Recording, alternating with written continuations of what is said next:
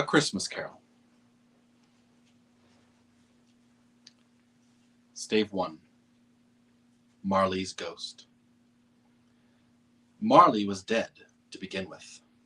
There was no doubt whatever about that. The register of his burial was signed by the clergyman, the clerk, the undertaker, and the chief mourner. Scrooge signed it, and Scrooge's name was good upon change for anything he chose to put his hand to. Old Marley was as dead as a doornail. Mind, I don't mean to say that I know, of my own knowledge, what there is particularly dead about a doornail. I might have been inclined myself to regard a coffin nail as the deadliest piece of ironmongery in the trade. But the wisdom of our ancestors is in the simile, and my unhallowed hands shall not disturb it, or the country's done for. You will therefore permit me to repeat emphatically that Marley was as dead as a doornail. Scrooge knew he was dead? Of course he did. How could it be otherwise? Scrooge and he were partners, for I don't know how many years. Scrooge was his sole executor, his sole administrator, his sole assign, his sole residuary legatee, his sole friend, and sole mourner. And even Scrooge was not so dreadfully cut up by the sad event, but that he was an excellent man of business on the very day of the funeral, and solemnized it with an undoubted bargain. The mention of Marley's funeral brings me back to the point I started from. There is no doubt that Marley was dead. This must be distinctly understood, or nothing wonderful can come of the story I am going to relate. If we were not perfectly convinced that Hamlet's father died before the play began, there would be nothing more remarkable in his taking a stroll at night, in an easterly wind, upon his own ramparts, than there would be in any other middle-aged gentleman rashly turning out after dark in a breezy spot. Say, St. Paul's churchyard, for instance, literally to astonish his son's weak mind. Scrooge never painted out old Marley's name. There it stood, years afterward, above the warehouse door, Scrooge and Marley. The firm was known as Scrooge and Marley. Sometimes people knew it to the business called Scrooge, and sometimes Marley, but he answered to both names. It was all the same to him. Oh, but he was a tight-fisted hand to the grindstone, Scrooge. A squeezing, wrenching, grasping, scraping, clutching, covetous old sinner. Hard and sharp as flint, from which no steel had ever struck out generous fire. Secret and self-contained and solitary as an oyster. The cold within him froze his old features, nipped his pointed nose, shriveled his cheek, stiffened his gait, made his eyes red, his thin lips blue, and spoke out shrewdly in his grating voice. The frosty rime was on his head, and on his eyebrows and his wiry chin. He carried his own low temperature always about with him. He iced his office in the dog days, and didn't thaw it 1 degree in Christmas. External heat and cold had little influence on Scrooge. No warmth could warm, no wintry weather chill him. No wind that blew was bitterer than he. No falling snow was more intent upon its purpose. No pelting rain less open to entreaty. Foul weather did not know where to have him. The heaviest rain and snow and hail and sleet could boast of the advantage over him in only one respect. They often came down handsomely, and Scrooge never did. Nobody ever stopped him in the street with gladsome looks. "My dear Scrooge, how are you? When will you come to see me?" No beggars implored him to bestow a trifle. No children asked him what it was o'clock. No man or woman ever once in his life inquired the way to such and such a place of Scrooge. Even the blind men's dog appeared to know him, and when they saw him coming on, would tug their owners to the doorways and up courts, and then would wag their tails as though they said, "No eye at all is better than an evil eye, dark master." And what did Scrooge care? It was the very thing he liked, to edge his way along the crowded paths of life. Warning all human sympathy to keep its distance was what the knowing ones called nuts to Scrooge.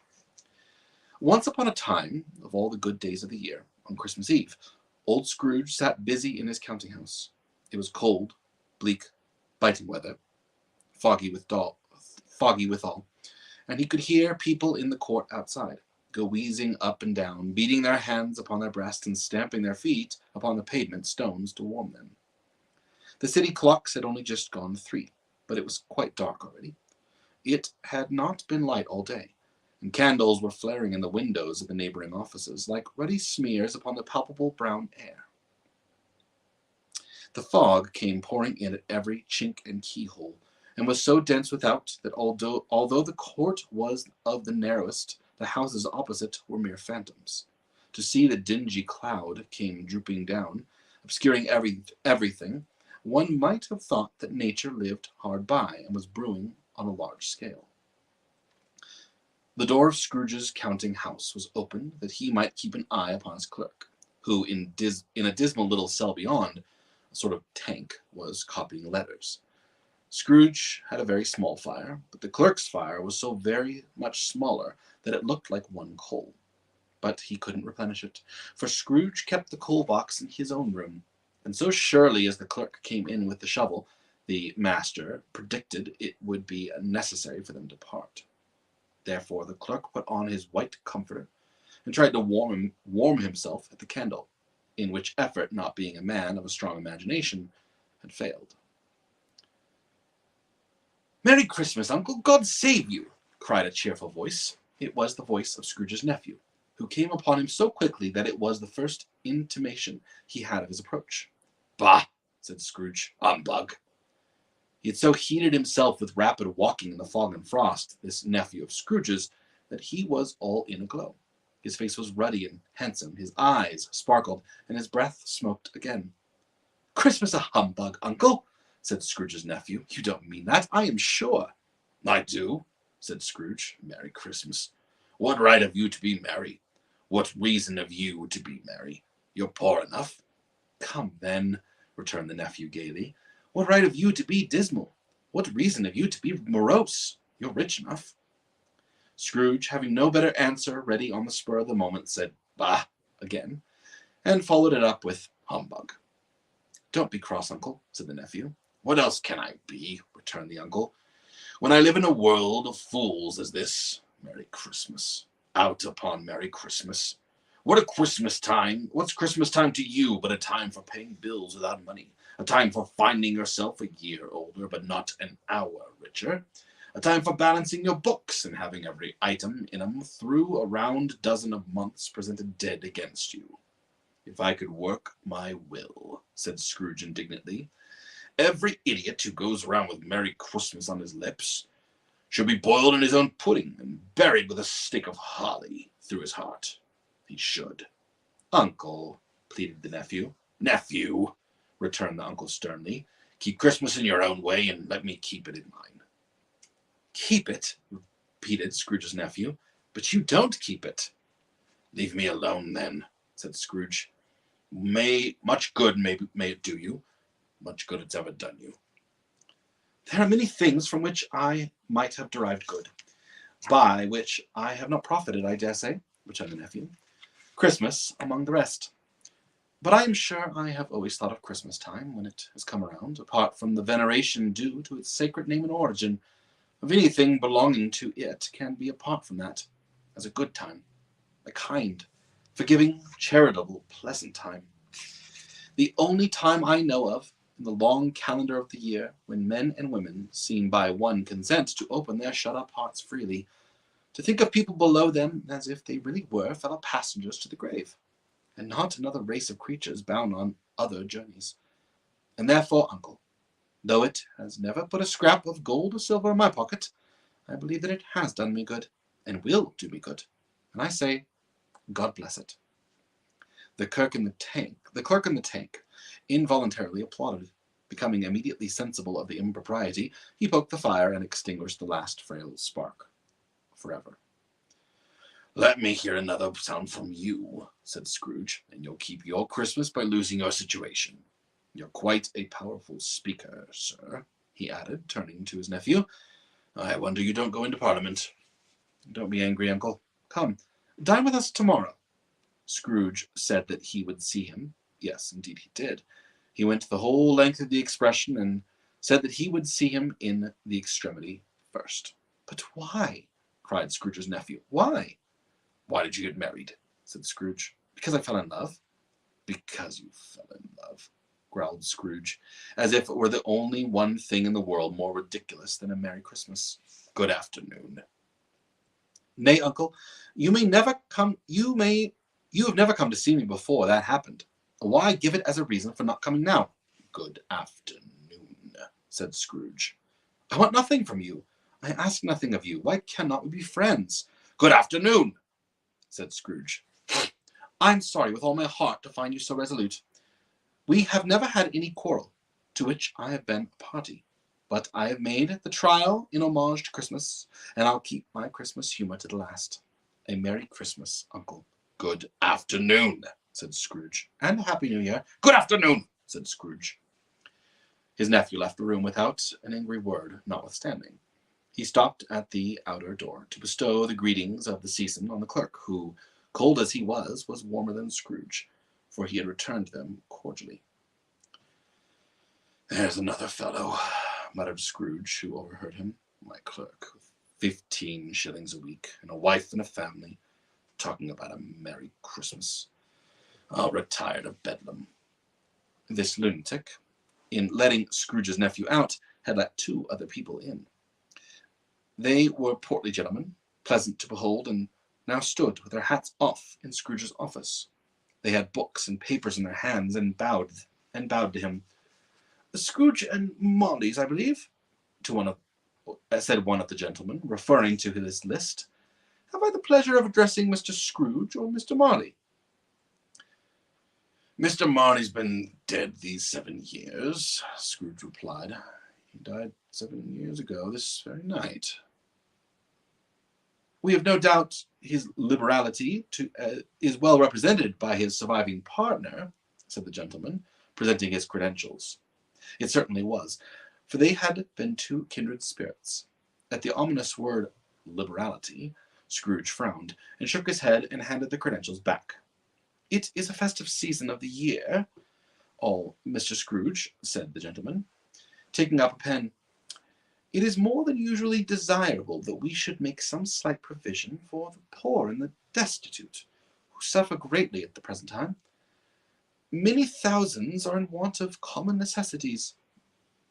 Hundreds of thousands are in want of common comforts, sir. Are there no prisons? Asked Scrooge. Plenty of prisons, said the gentleman, laying down the pen again. And the union workhouses? Demanded Scrooge. Are they still in operation? They are. Still, returned the gentleman, I wish I could say they were not. The treadmill and the poor law are in full vigour, then, said Scrooge. Both very busy, sir. Oh, I was afraid from what you said at first that something had occurred to stop them in their useful course, said Scrooge. I'm very glad to hear it. Under the impression that they scarcely furnish Christian cheer of mind or body to the multitude, returned the gentleman, a few of us are endeavouring to raise a fund to buy the poor some meat and drink, and means of warmth. We choose this time because it is a time of all others when want is keenly felt, and abundance rejoices. What shall I put you down for? Nothing, Scrooge replied. You wish to be anonymous? I wish to be left alone, said Scrooge. Since you ask me what I wish, gentlemen, that is my answer. I do not make merry at Christmas, and I can't afford to make idle people merry. I help to support the establishments I have mentioned. They cost enough. And those who are badly off must go there. Many can't go there, and many would rather die. If they would rather die, said Scrooge, they had better do it, and decrease the surplus population. Besides, excuse me, I don't know that. But you might know it, observed the gentleman. It is not my business, Scrooge returned.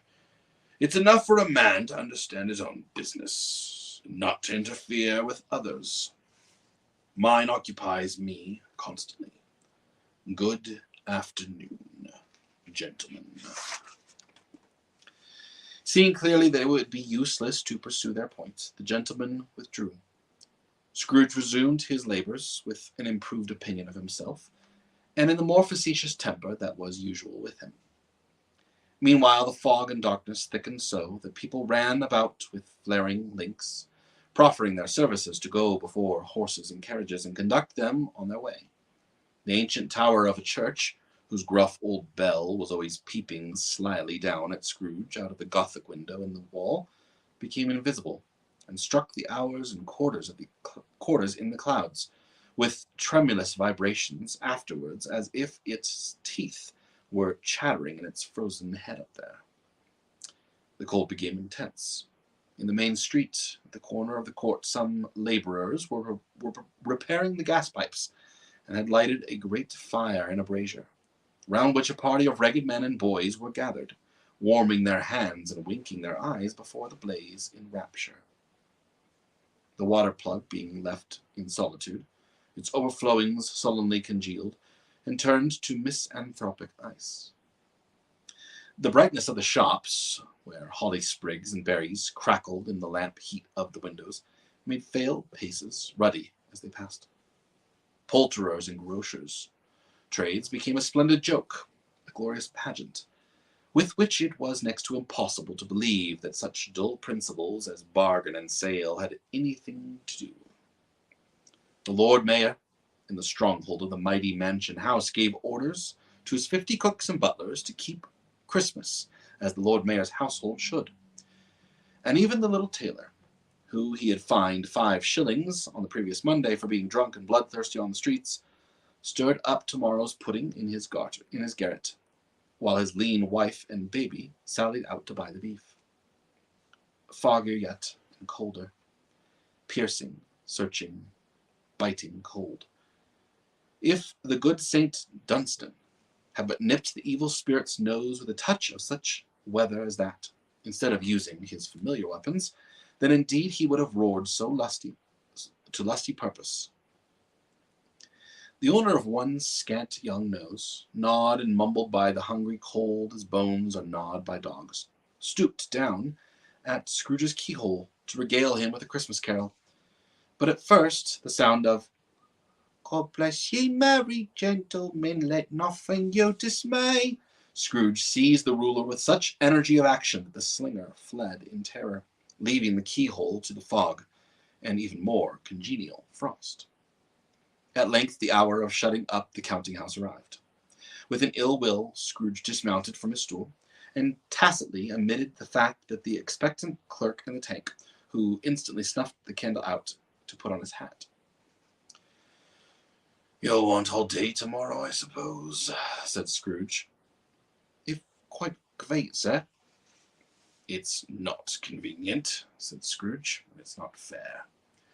If I was to stop half a crown for it, you'd think yourself ill-used, I'll be bound." The clerk smiled faintly. "And yet," said Scrooge, "you don't think me ill-used when I pay a day's wages for no work." The clerk observed that it was only once a year. "A poor excuse for picking a man's pocket every 25th of December," said Scrooge, buttoning his greatcoat to the chin. "But I suppose you must have the whole day. Be here all the earlier next morning." The clerk promised that he would, and Scrooge walked out with a growl. The office was closed in a twinkling, and the clerk, with the long end of his white comforter dangling below his waist, for he boasted no greatcoat, went down a slide on Cornhill, and at the end of the lane of boys 20 times, in honor of its being Christmas Eve, and then ran down to Camden Town as hard as he could pelt, to play at Blindman's Bluff.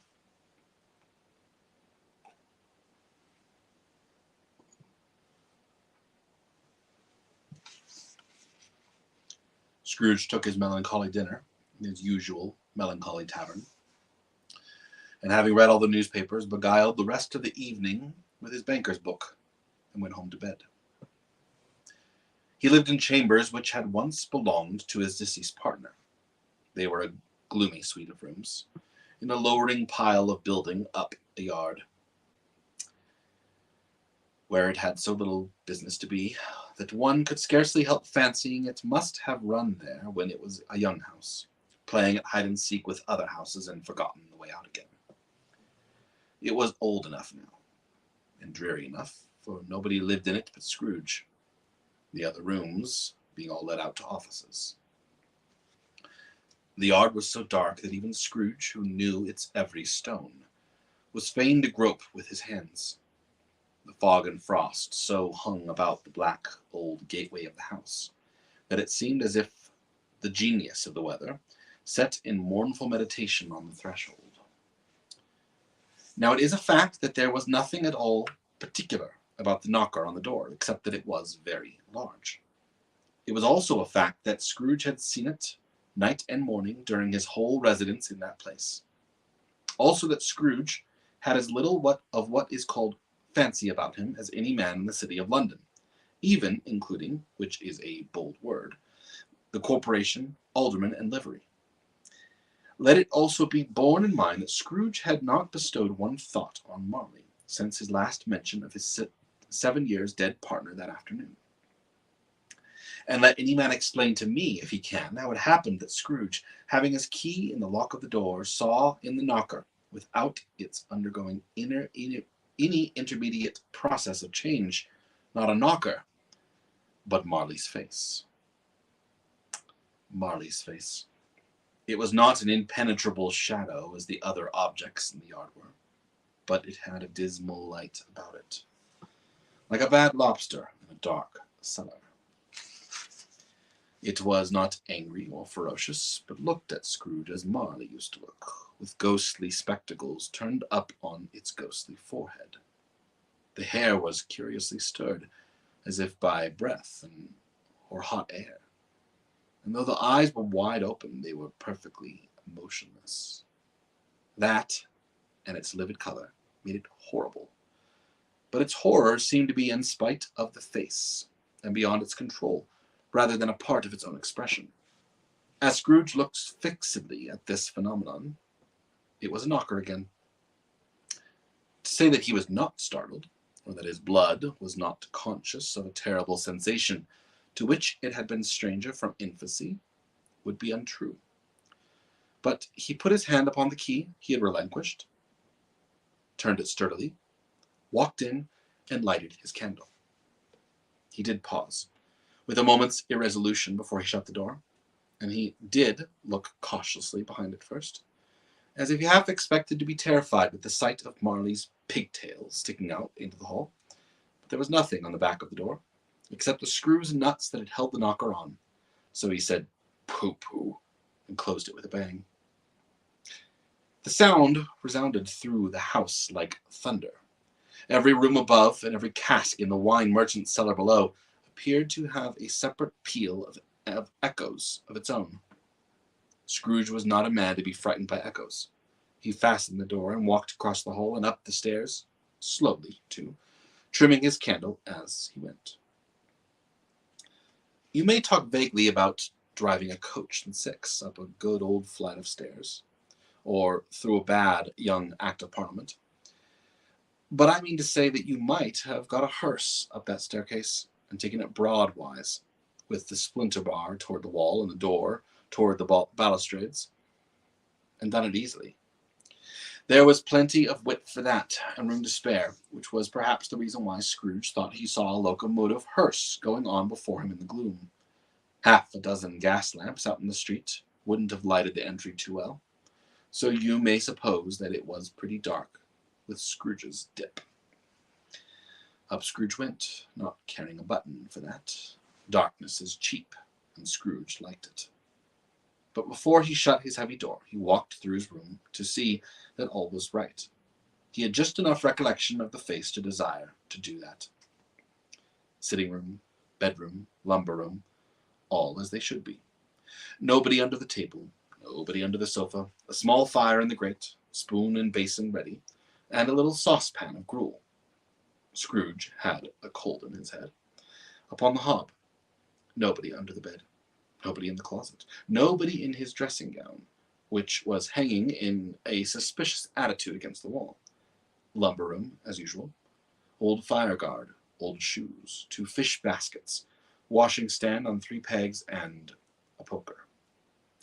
Quite satisfied, he closed his door and locked himself in, double locked himself in, which was not his custom. Thus secured against surprise, he took off his cravat, put on his dressing gown and slippers, and his nightcap, and sat down before the fire to take his gruel. It was a very low fire indeed, nothing on such a bitter night. He was obliged to sit close to it and brood over it before he could extract the least sensation of warmth from such a handful of fuel. The fireplace was an old one, built by some Dutch merchant long ago, and paved all round with quaint Dutch tiles, designed to illustrate the scriptures. There were Cains and Abels, Pharaoh's daughters, queens of Sheba, angelic messengers descending upon the air on clouds like feather-beds, Abrahams, Belshazzars, apostles putting out to sea in butterboats, hundreds of figures to attract his thoughts, and yet that face of Marley, 7 years dead, came like the ancient prophet's rod and swallowed up the whole. If each smooth tile had been blank at first, with power to shape some picture on its surface from the disjointed fragments of his thoughts, there would have been a copy of old Marley's head on every one. "Humbug!" said Scrooge, and walked across the room. After several turns, he sat down again. As he threw his head back in the chair, his glance happened to rest upon a bell, a disused bell, that hung in the room, and communicated, for some purpose now forgotten, with a chamber in the highest story of the building. It was with great astonishment, and with strange, inexplicable dread, that he looked and saw his bell begin to swing. It swung so softly in the outset that it scarcely made a sound, but soon it rang out loud, and so did every bell in the house. This might have lasted half a minute, or a minute, but it seemed an hour. The bells ceased as they began, together. They were succeeded by a clanking noise, deep down below, as if some person were dragging a heavy chain over the casks in the wine merchant's cellar. Scrooge then remembered to have heard that ghosts in haunted houses were described as dragging chains. The cellar door flew open with a booming sound, and then he heard the noise much louder on the floors below, then coming up the stairs, then coming straight toward his door. "It's humbug still," said Scrooge. "I won't believe it." His color changed, though, when, with a pause, it came on through the heavy door, and passed into the room before his eyes. Upon its coming in and dying, the dying flame leaped up, as though it cried, "I know him, Marley's ghost," and fell again.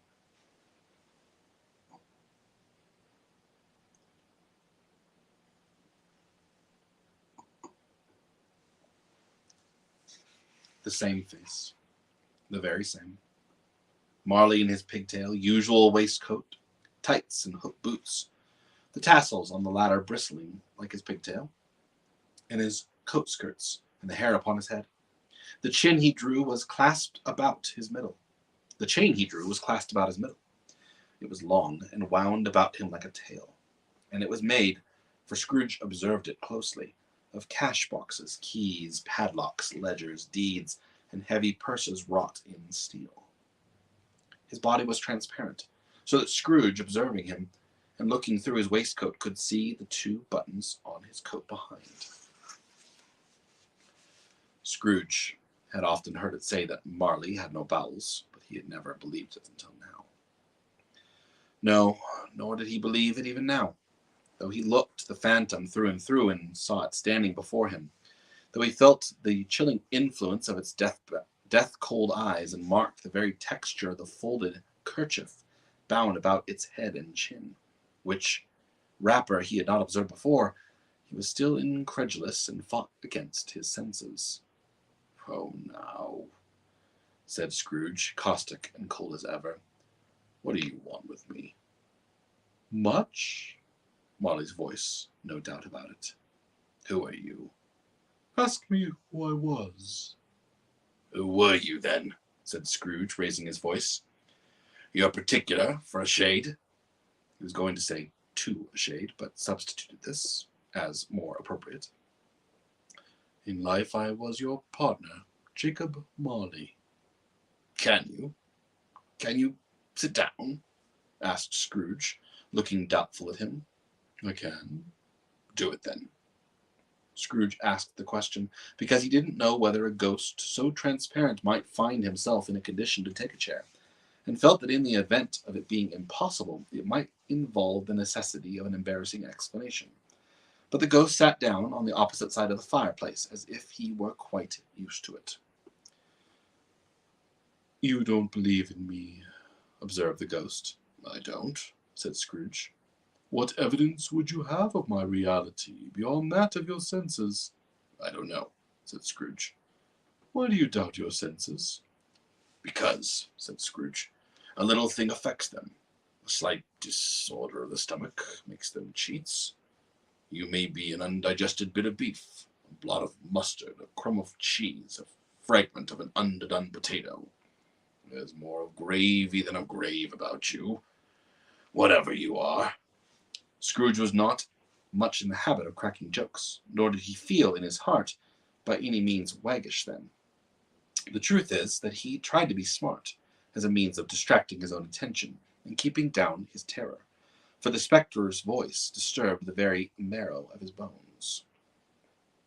To sit staring at those fixed glazed eyes in silence for a moment would play, Scrooge felt, the very deuce with him.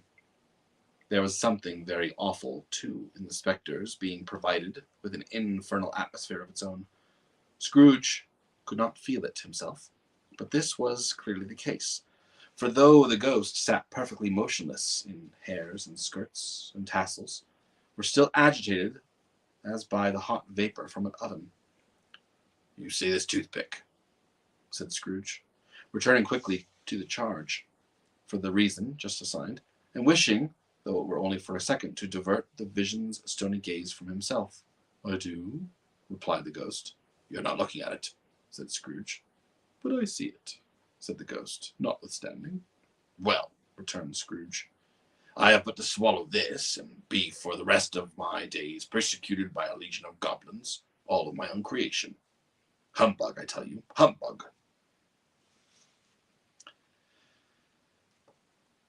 At this the spirit raised a frightful cry, and shook its chain with such a dismal and appalling noise that Scrooge held it tight into his chair, to save himself from falling in a swoon. But how much greater was his horror, when the phantom, taking off the bandage round his head, as if it were too warm to wear inside, and his lower jaw dropped down upon his breast. Scrooge fell upon his knees and clasped his hands before his face. Mercy, he said. Dreadful apparition, why do you trouble me? Man of the worldly mind, replied the ghost, do you believe in me or not? I do, said Scrooge. I must. And why do spirits walk the earth, and why do they come to me? It is required of every man, the ghost returned, that the spirit within him should walk abroad among his fellow men and travel far and wide. And if that spirit goes not forth in life, it is condemned to do so after death. It is doomed to wander through the world. Oh, woe is me, and witness that it cannot share, but might have shared on earth and turned to happiness. Again the spectre raised a cry, and shook its chain and wrung its shadowy hands. You are fettered, said Scrooge, trembling. Tell me why. I wear the chain I forged in life, replied the ghost. I made it link by link, and yard by yard. I girded it on of my own free will, and of my own free will I wore it. Is its pattern strange to you? Scrooge trembled more and more. Or would you know, pursued the ghost, the weight and length of the strong coil you bear yourself? It was full, as heavy, and as long as this 7 Christmas Eves ago. You have labored on it since. It is a ponderous chain. Scrooge glanced about him on the floor, in the expectation of finding himself surrounded by some 50 or 60 fathoms of iron cable.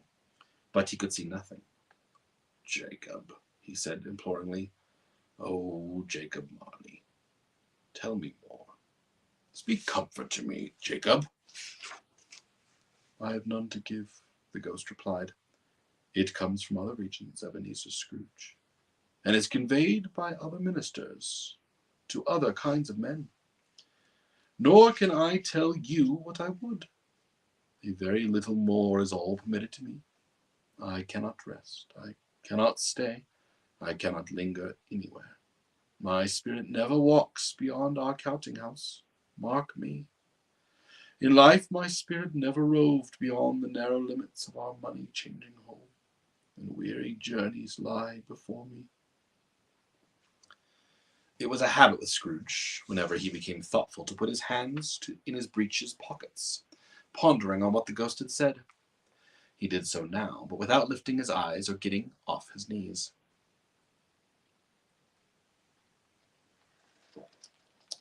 You must have been very slow about it, Jacob, Scrooge observed in a business-like manner, though with humility and deference. Slow, the ghost repeated. 7 years dead, mused Scrooge, and travelling all the time. The whole time, said the ghost. No rest, no peace. Incessant torture of remorse. You travel fast, said Scrooge. On the wings of the wind, replied the ghost. You might have got over a great quantity of ground in 7 years, said Scrooge. The ghost, on hearing this, set up another cry and clanked its chains so hideously in the dead silence of the night that the ward would have been justified in indicting it for a nuisance. But you were always a good man of business, Jacob, faltered Scrooge, who now began to apply this to himself. Business, cried the ghost, wringing his hands again. Mankind was my business. The common welfare was my business. Charity, mercy, forbearance, and benevolence were all my business. The dealings of my trade were but a drop of water in a comprehensive ocean of my business. It held up its chain at arm's length, as if that were the cause of all this unavailing grief, and flung it heavily upon the ground again. All this time of the rolling year, the spectre said, I suffer most. Why did I walk through crowds of fellow beings with my eyes turned down, and never raise them to that blessed star which led the wise men to the poor abode? Were there no poor homes to which its light would have conducted me? Scrooge was very much dismayed to hear the spectre going on at this rate, and began to quake exceedingly. Hear me, cried the ghost. My time is nearly gone. I will, said Scrooge. But don't be hard upon me. Don't be flowery, Jacob. Pray. How is it that I appear before you in the shape that you can see? I may not tell. I have sat invisible beside you many and many a day. It was not an agreeable idea. Scrooge shivered, and wiped the perspiration from his brow. That is not a light part of my penance, pursued the ghost. I am here tonight to warn you that you have yet a chance and hope of escaping my fate, a chance and hope of my procuring Ebenezer. You were always a good friend to me, said Scrooge. Thank ye. You will be haunted, resumed the ghost, by 3 spirits. Scrooge's countenance fell almost as low as the ghost's had done. Is that the chance and hope you mentioned, Jacob? He demanded in a faltering voice. It is.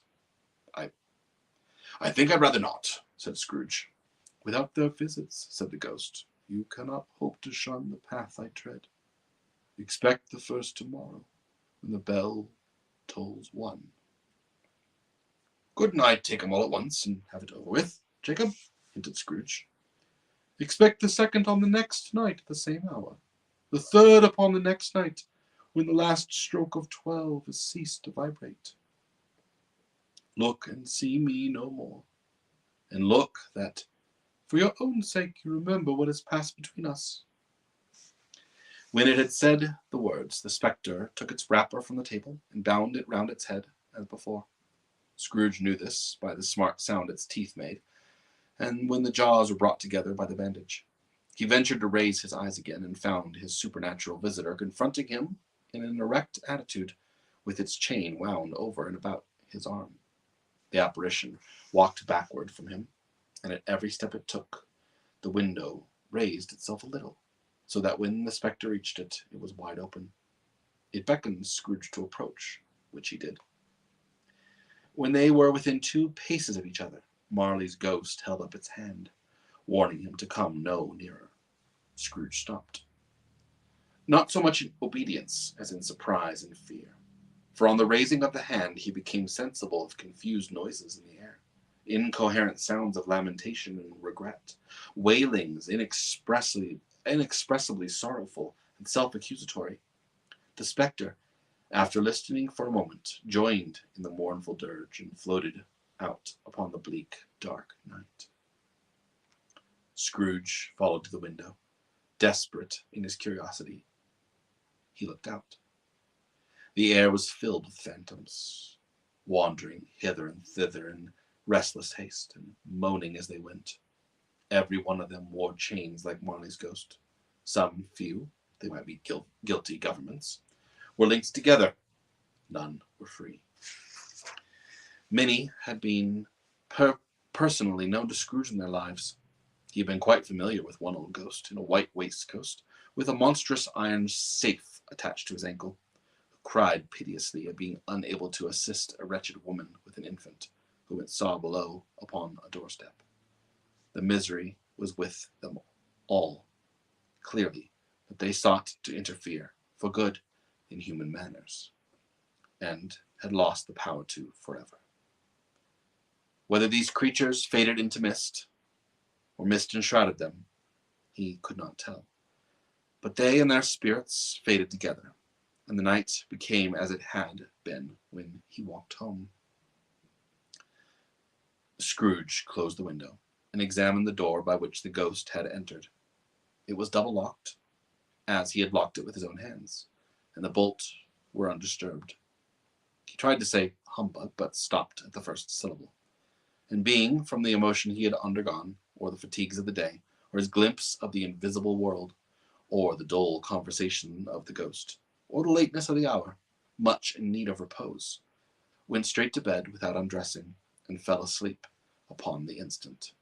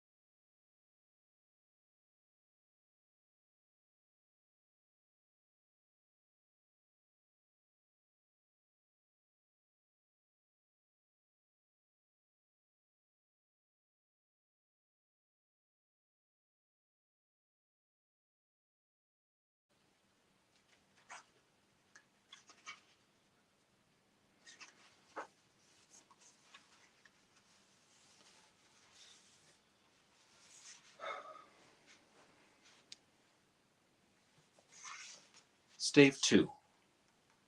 The first of the three spirits. When Scrooge awoke, it was so dark that looking out of bed, he could scarcely distinguish the transparent window from the opaque walls of his chamber.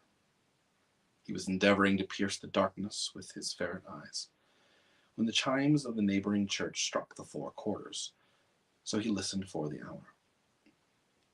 To his great astonishment, the heavy bell went on from 6 to 7, and from 7 to 8, and regularly up to 12, then stopped.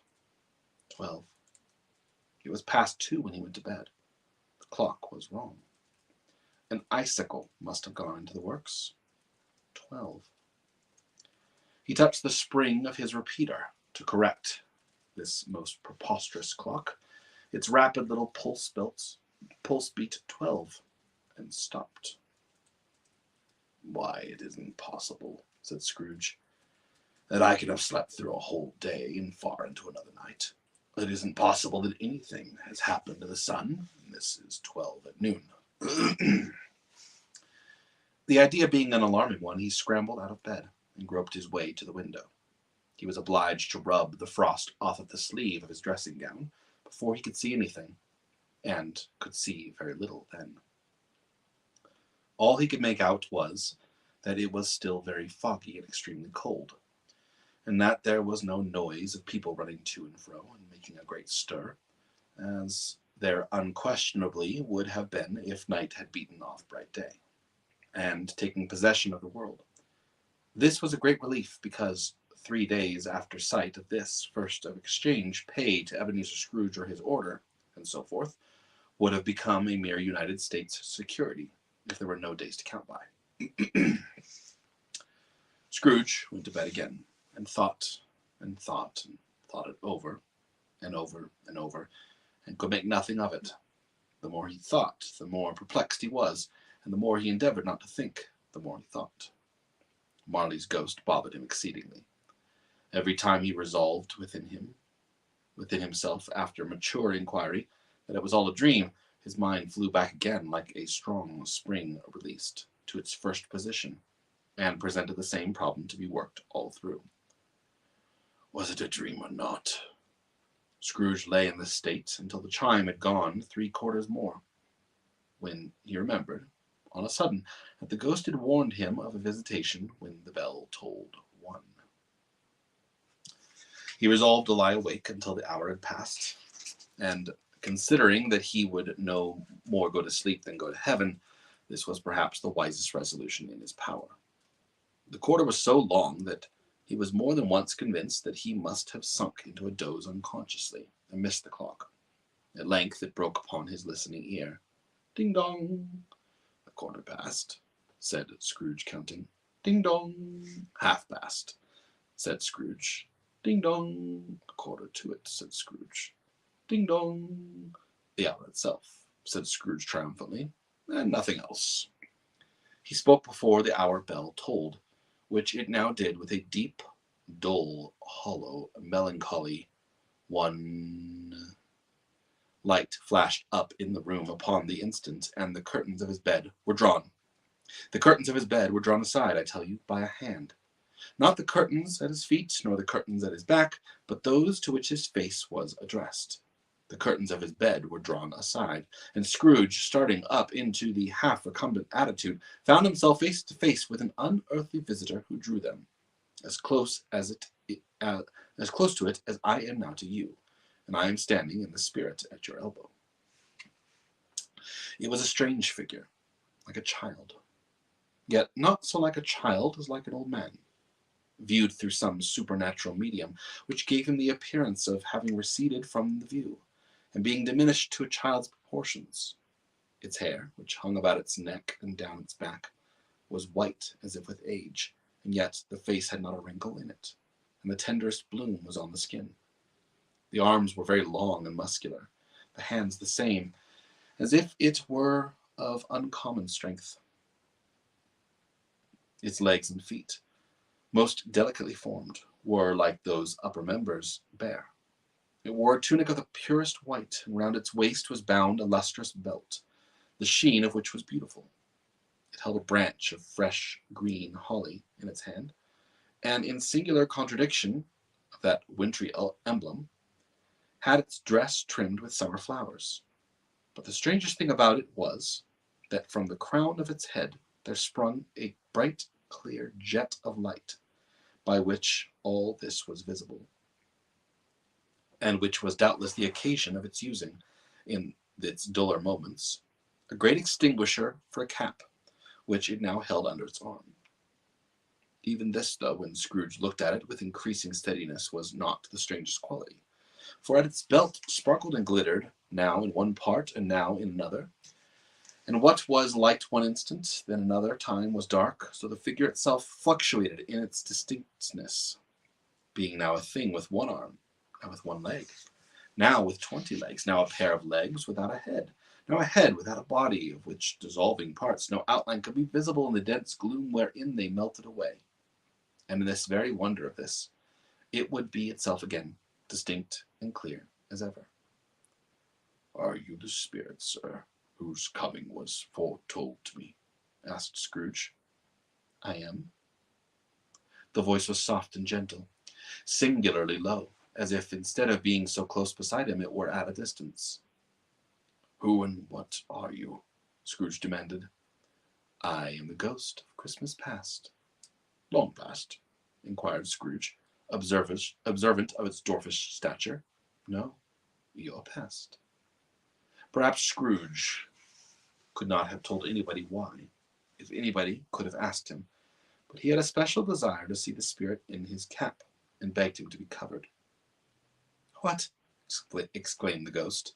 "Would you so soon put out with otherworldly hands the light I give you? It is not enough that you are the one of those whose passions made this cap and force me through whole trains of years to wear its low upon my brow." Scrooge reverently disclaimed all intention to offer, to offend, or any knowledge of having wilfully bonneted the spirit at any period in his life. He then made bold to inquire what business brought him here. "Your welfare," said the ghost. Scrooge expressed himself much obliged, and could not help thinking that a night of unbroken rest would have been more conducive to that end. The spirit must have heard him thinking, for it said immediately, "Your reclamation, then. Take heed." It put out its strong hand as it spoke, and clasped him gently by the arm. "Rise and walk with me." It would have been in vain for Scrooge to plead that the weather and the hour were not adapted to pedestrian purposes, that bed was warm, that the thermometer a long way below freezing, that he was clad but lightly in his slippers, dressing gown, and nightcap, and that he had a cold upon him at the time. The grasp, though gentle as a woman's hand, was not to be resisted. He rose, but finding that the spirit made toward the window, clasped his robe in supplication. "I am a mortal," Scrooge remonstrated, "and I'm liable to fall." Bear but a touch of my hand there," said the spirit, laying it upon his heart, "and you should be upheld in more than this." As the words were spoken, they passed through the wall, and stood upon an open country road, with fields on either hand. The city had entirely vanished. Not the vestiges of it was to be seen. The darkness and the mist had vanished with it, for it was clear, cold winter day, with snow upon the ground. "Good heaven," said Scrooge, clasping his hands together, and he looked about him. "I was bred in this place. I was a boy here." The spirit gazed upon him mildly.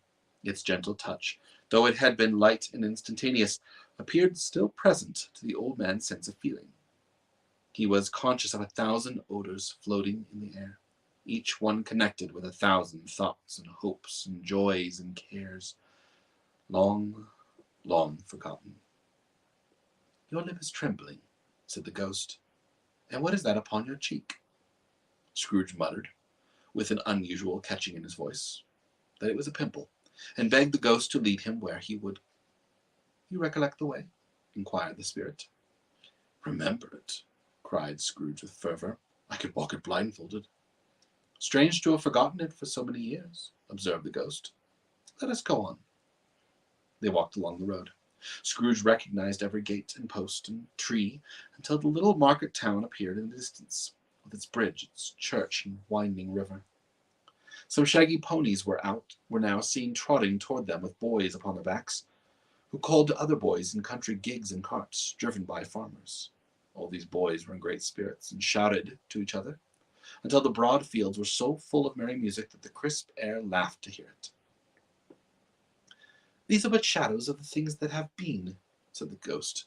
"They had no consciousness of us." The jocund travellers came on, and as they came, Scrooge knew and named them every one. Why was he rejoiced beyond all bounds to see them? Why did his cold eye glisten and his heart leap up as they went past? Why was he filled with gladness when he heard them give each other Merry Christmas, as they parted at crossroads and byways for their several homes?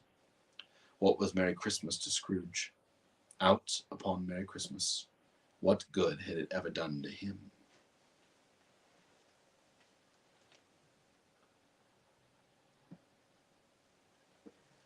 "The school is not quite deserted," said the ghost. "A solitary child, neglected by his friends, is left there still." Scrooge said he knew it, and he sobbed.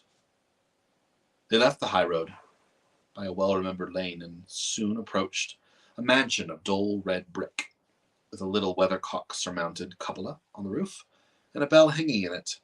It was a large house, but one of the broken fortunes, for the spacious offices were little used. Their walls were damp and mossy, their windows broken, and their gate decayed. Fowls clucked and strutted in the stables, and the coach-houses and sheds were overrun with grass. Nor was it more retentive of its ancient state within. For entering the dreary hall and glancing upon the open doors of many rooms, they found them poorly furnished, cold and vast.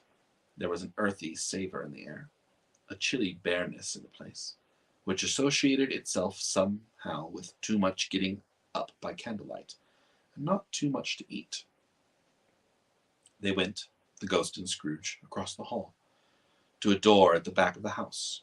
It opened before them, and disclosed a long, bare, melancholy room, made barer still by lines of plain, dead forms and desks.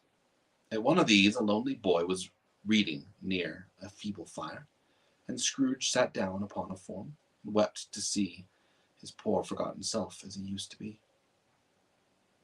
Not a latent echo in the house, not a squeak and scuffle of the mice behind the paneling, not a drip of the half-thawed water-spout in the dull yard behind, not a sigh of the lifeless boughs of one despondent poplar, not the idle swinging of an empty storehouse door, nor the clicking of it in the fire, but fell upon the hearts of Scrooge with a softened influence and gave a freer passage to his tears. The spirit touched him on the arm and pointed to his younger self, intent upon his reading. Suddenly a man in foreign garments, wonderfully real and distinct to look at, stood outside the window, with an axe stuck in his belt, and leading by the bridle an ass laden with wood.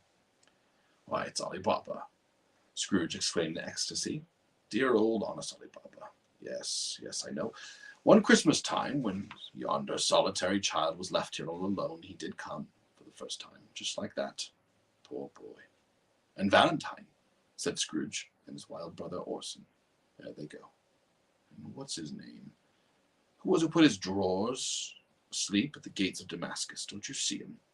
The Sultan's groom turned out upside down by the genie. There he is upon his head. Serve him right, I'm glad of it. What business had he to be married to the princess?" To hear Scrooge expending all of the earnestness of his nature on such subjects, in such a most extraordinary voice between laughing and crying, to see his heightened and an ancient face, would have been a surprise to his business and friends of the city. "There's the parrot," cried Scrooge. "Green body and yellow tail, with a thing like a lettuce growing out of the top of its head. There he is. Poor Robinson Crusoe, he called him. And he came home again after sailing round the island. Poor Robinson Crusoe. Where have you been, Robinson Crusoe?" The man thought he was dreaming, but he wasn't. It was the parrot, you know. There goes Friday, running for his life to the little creek. "Hello? Hello?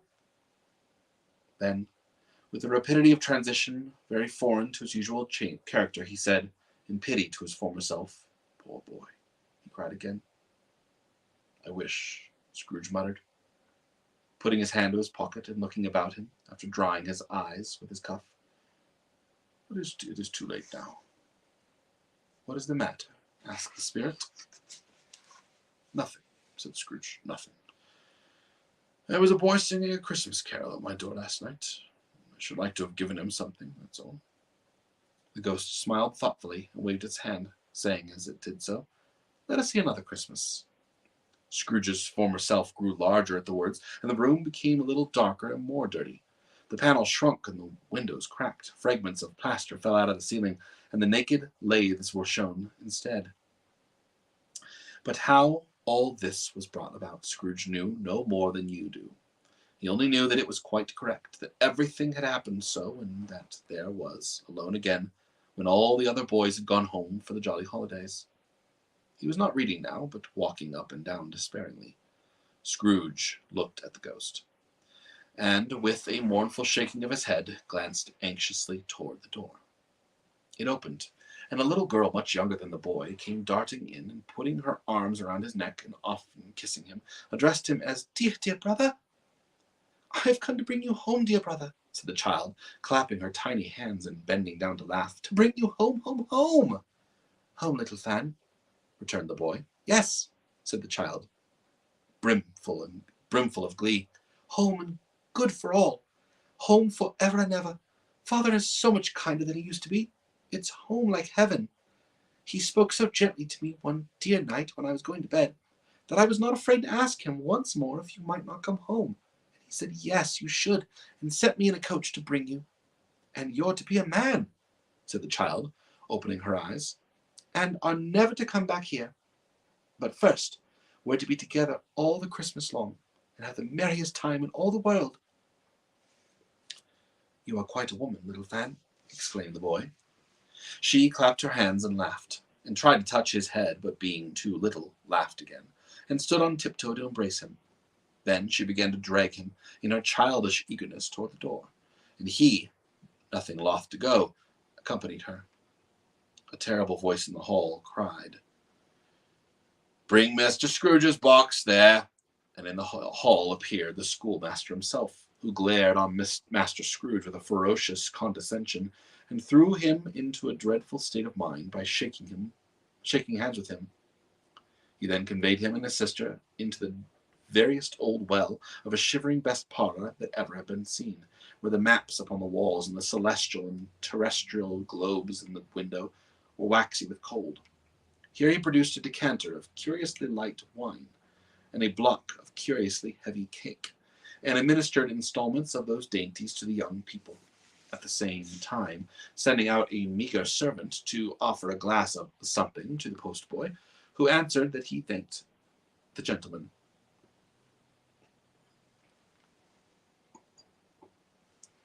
But if it was the same tap that he had tasted before, he had rather not.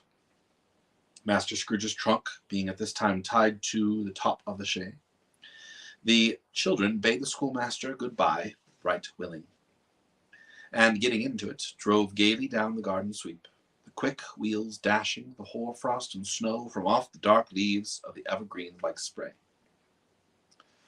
"Always a delicate creature, whom a breath might have withered," said the ghost, "but she had a large heart."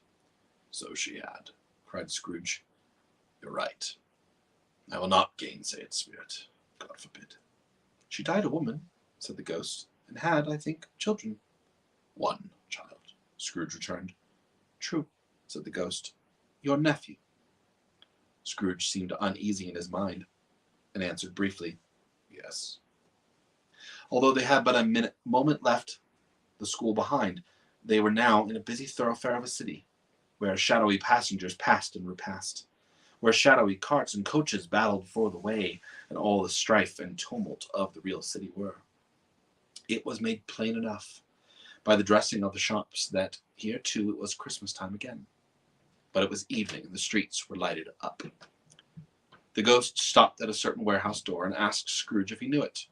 "Know it," said Scrooge. "I was apprenticed here." They went in.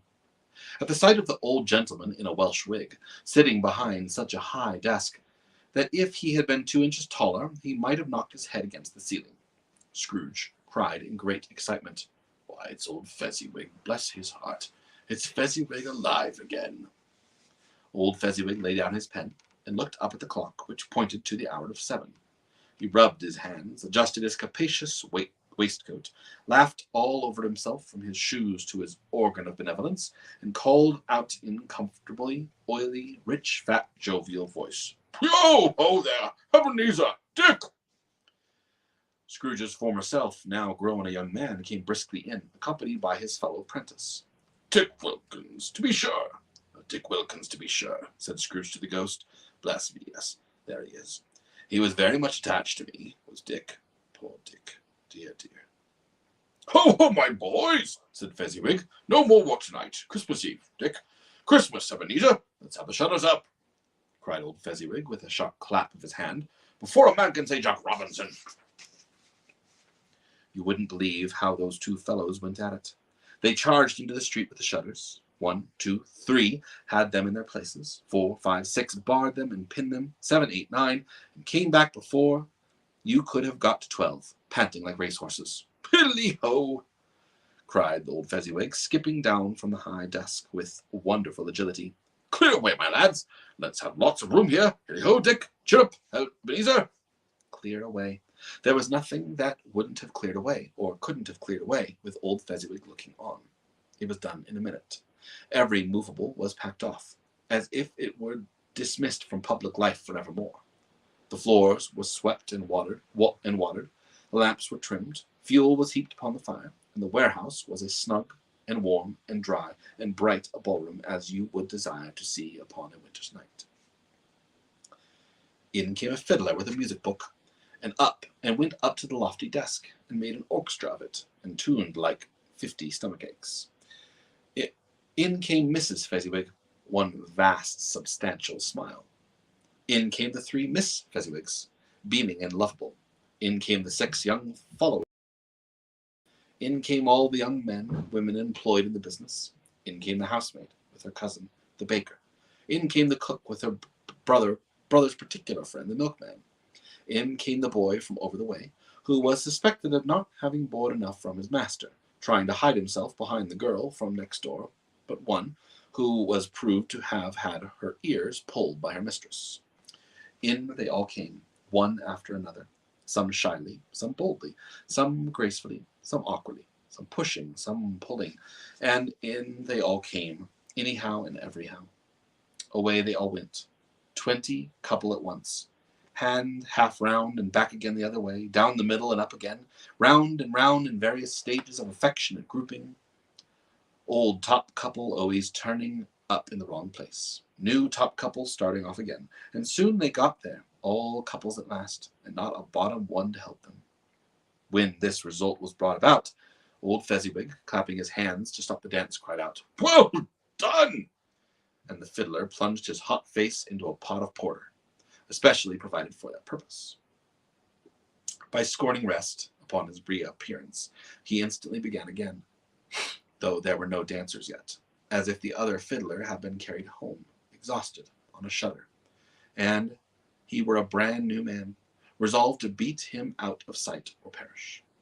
There were more dances, more forfeits, more dances, and there was cake, and there was negus, and there was a great piece of cold roast, and there was a great piece of cold boiled, and there were mince pies and plenty of beer. But the great effect of the evening came after the roast and boiled, when the fiddler, an artful dog, mind, the sort of man who knew his business better than you or I could have told him, struck up Sir Roger de Coverley. Then old Fezziwig stood out to dance with Mrs. Fezziwig. Top couple, too, with a good stiff piece of work cut out for them. 3 or 4 or 20 pair of partners, people who were not to be trifled with, people who would dance, and had no notion of walking. But if they had been twice as many, 4 times, old Fezziwig would have been a match for them, and so would Mrs. Fezziwig. As to her, she was worthy to be his partner in every sense of the term. If that's not high praise, tell me higher, and I'll use it. A positive light appeared to issue from Fezziwig's calves. They shone in every part of the dance like moons. You couldn't have predicted at any given moment what would have become of them next. And when old Fezziwig and Mrs. Fezziwig had gone all through the dance, advance and retire, both hands to your partner, bow and curtsy, corkscrew, thread the needle, and back again to your place, Fezziwig cut so deftly that he appeared to wink with his legs, and came upon his feet again without a stagger. When the clock struck 11, this domestic ball broke up. Mr. and Mrs. Fezziwig took their stations, one on either side of the door, and shaking hands with every person individually as he or she went out, wished him or her a Merry Christmas. When everyone had retired but the two prentices, they did the same to them, and thus the cheerful voices died away, and the lads were left to their beds, which were under the counter in the back shop. During the whole of this time, Scrooge had acted like a man out of his wits. His heart and soul were in the scene, and with his former self. He corroborated everything, remembered everything, enjoyed everything, and underwent the strangest agitation. It was not until now, when the bright faces of his former self and Dick were turning from them, he remembered the ghost, and became conscious that it was looking full upon him, while the light upon its head burned very clear. "A small matter," said the ghost, "to make these silly folks so full of gratitude." "Small," echoed Scrooge. The spirit signed to himself to listen to the two apprentices, who were pouring out their hearts in praise of Fezziwig, and when he had done so, said, "Why is it not? He has spent but a few pounds of your mortal money. 3 or 4, perhaps. Is that so much that he deserves this praise?" "It isn't that," said Scrooge, heated by the remark, and speaking unconsciously like his former, not his latter self. "It isn't that, spirit. He had the power to render us happy or unhappy, to make our service light or burdensome, a pleasure or toil. Say that his power lies in words and looks, in things so slight and insignificant that it is impossible to add and count them up. What then? The happiness he gives is quite as great as if it cost a fortune." He felt the spirit's glance and stopped. "What is the matter?" asked the ghost. "Nothing particular," said Scrooge. "Something, I think," the ghost insisted. "No," said Scrooge.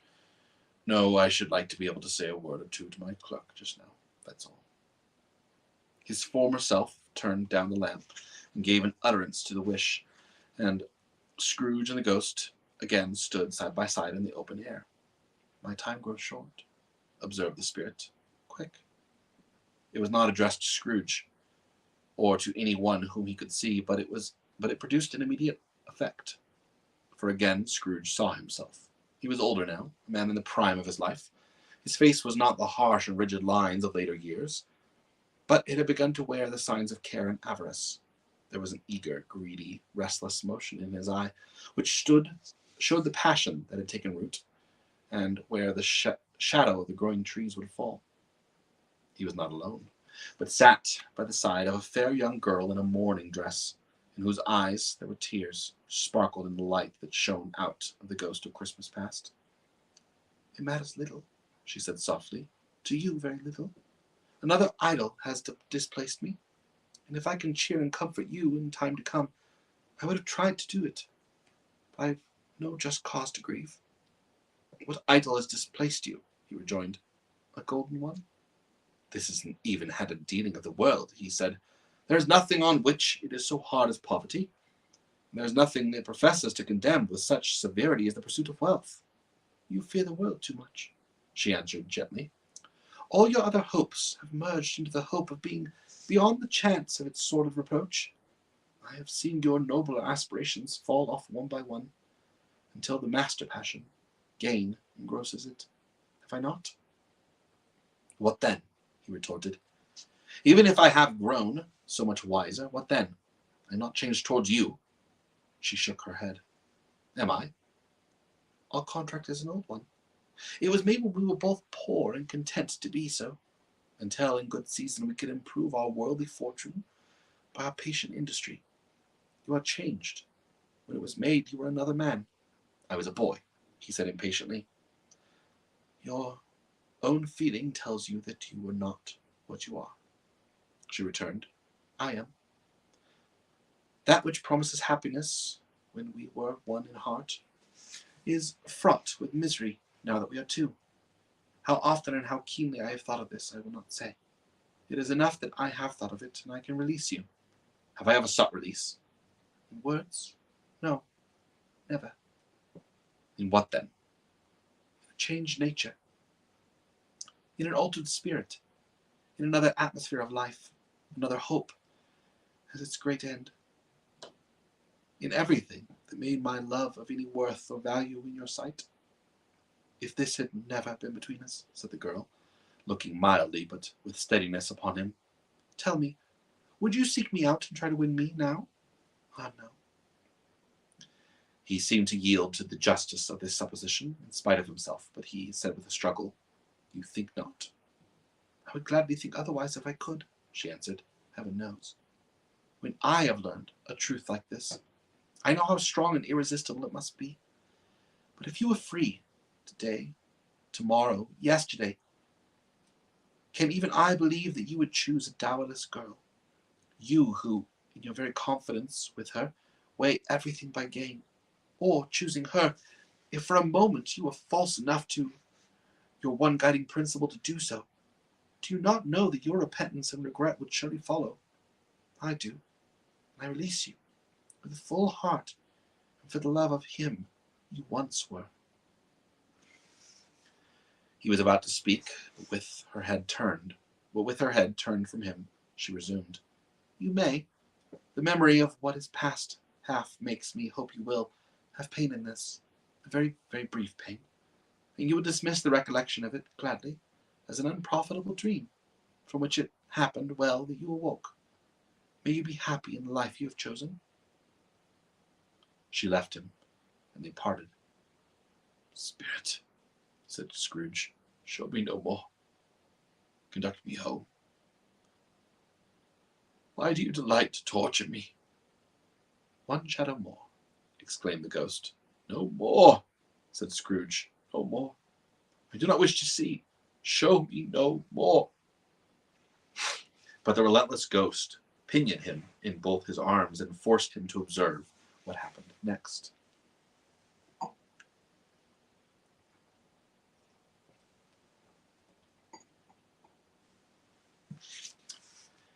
They were in another scene and place, a room not very large or handsome, but full of comfort. Near to the winter fire sat a beautiful young girl, so like that last that Scrooge believed it was the same, until he saw her. Now a comely matron sitting opposite her daughter. The noise in this room was perfectly tumultuous, for there were more children there than Scrooge, in his agitated state of mind, could count, and, unlike the celebrated herd in the poem, they were not 40 children conducting themselves like one, but every child was conducting itself like 40. The consequences were uproarious beyond belief, and no one seemed to care. On the contrary, the mother and daughter laughed heartily and enjoyed it very much. And the latter, soon beginning to mingle in the sports, got pillaged by the young brigands most ruthlessly. But would I not have given to be one of them? Though I never could have been so rude. No, no. I wouldn't for the wealth of all the world have crushed that braided hair and torn it down. And for the precious little shoe, I wouldn't have plucked it off. God bless my soul, to save my life. As to measure her waist in sport, as they did, both young brood, I couldn't have done it. I should have expected my arm to have grown round it for punishment, and never come straight again. And yet I should have dearly liked, I own, to have touched her lips, to have questioned her, that she might have opened them, to have looked upon the lashes of her downcast eyes, and never raised a blush, to let those loose waves of hair, an inch of which would be a keepsake beyond price. In short, I should have liked, I do confess, to have had the slightest license of a child, and yet to have been man enough to know its value. But now a knocking at the door was heard, and came a rush immediately ensued, that she, with laughing face and plundered dress, was borne toward it, the centre of it flustered and boisterous group, just in time to greet the father, who came home attended by a man laden with Christmas toys and presents, when the shouting and the struggling and the onslaught that was made in the defenceless porter.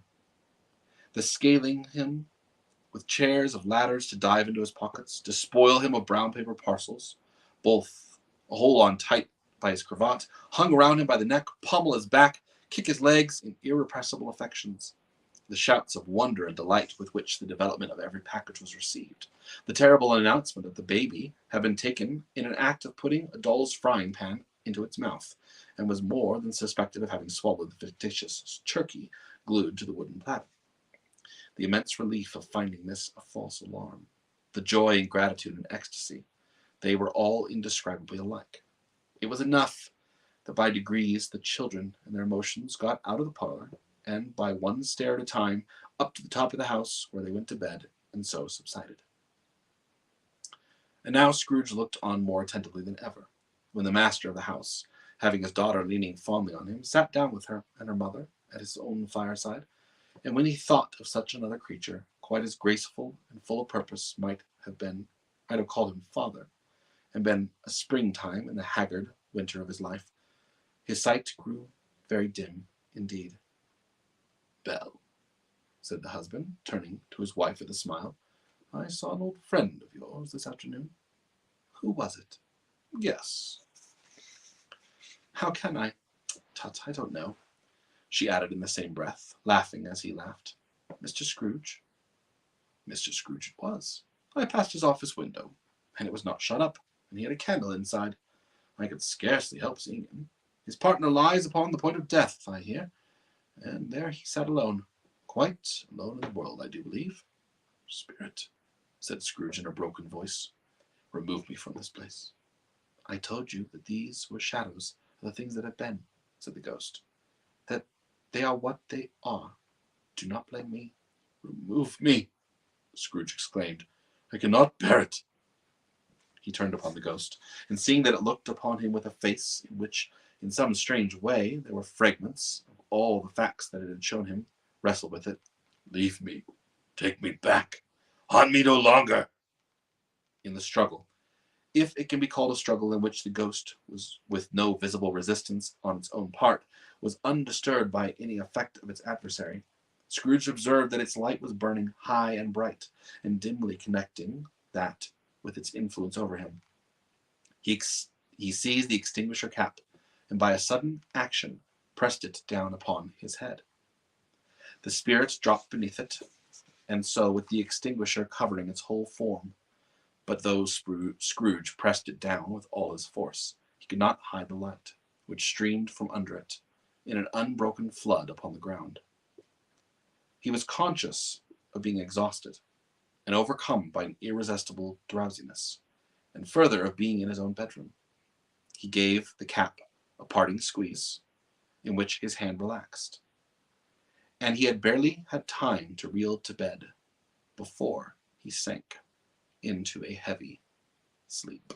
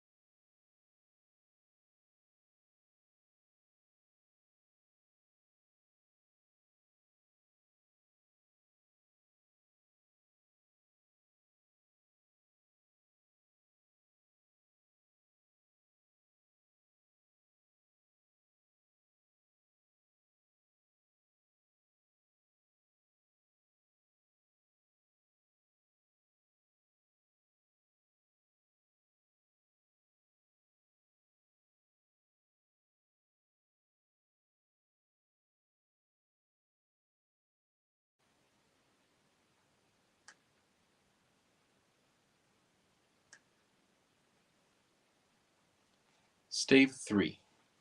The second of the three spirits. Awakening in the middle of a prestigiously high snore, and sitting up in bed to get his thoughts together, Scrooge had no occasion to be told that the bell was again upon the stroke of 1. He felt that he was restored to consciousness in the right nick of time, for the especial purpose of holding a conference with the second messenger dispatched to him through Jacob Marley's intervention. But finding that he turned uncomfortably cold when he began to wonder which of his curtains this new spectre would draw back, he put them every one aside with his own hands, and lying down again, established a look all out round of the bed. For he wished to challenge the spirit on the moment of its appearance, and did not wish to be taken by surprise and made nervous. Gentlemen of the free and easy sort, who plume themselves on being acquainted with a move or two, and being usually equal to the time of day, express the wide range of their capacity for adventure by observing that they are good for anything, from pitch and toss to manslaughter, between which opposite extremes, no doubt, there lies a tolerably wide and comprehensive range of subjects. Without venturing for Scrooge quite as hardly as this, I don't mind calling to you to believe that he was ready for a good broad field of strange appearances, and that nothing between a baby and a rhinoceros would have astonished him very much.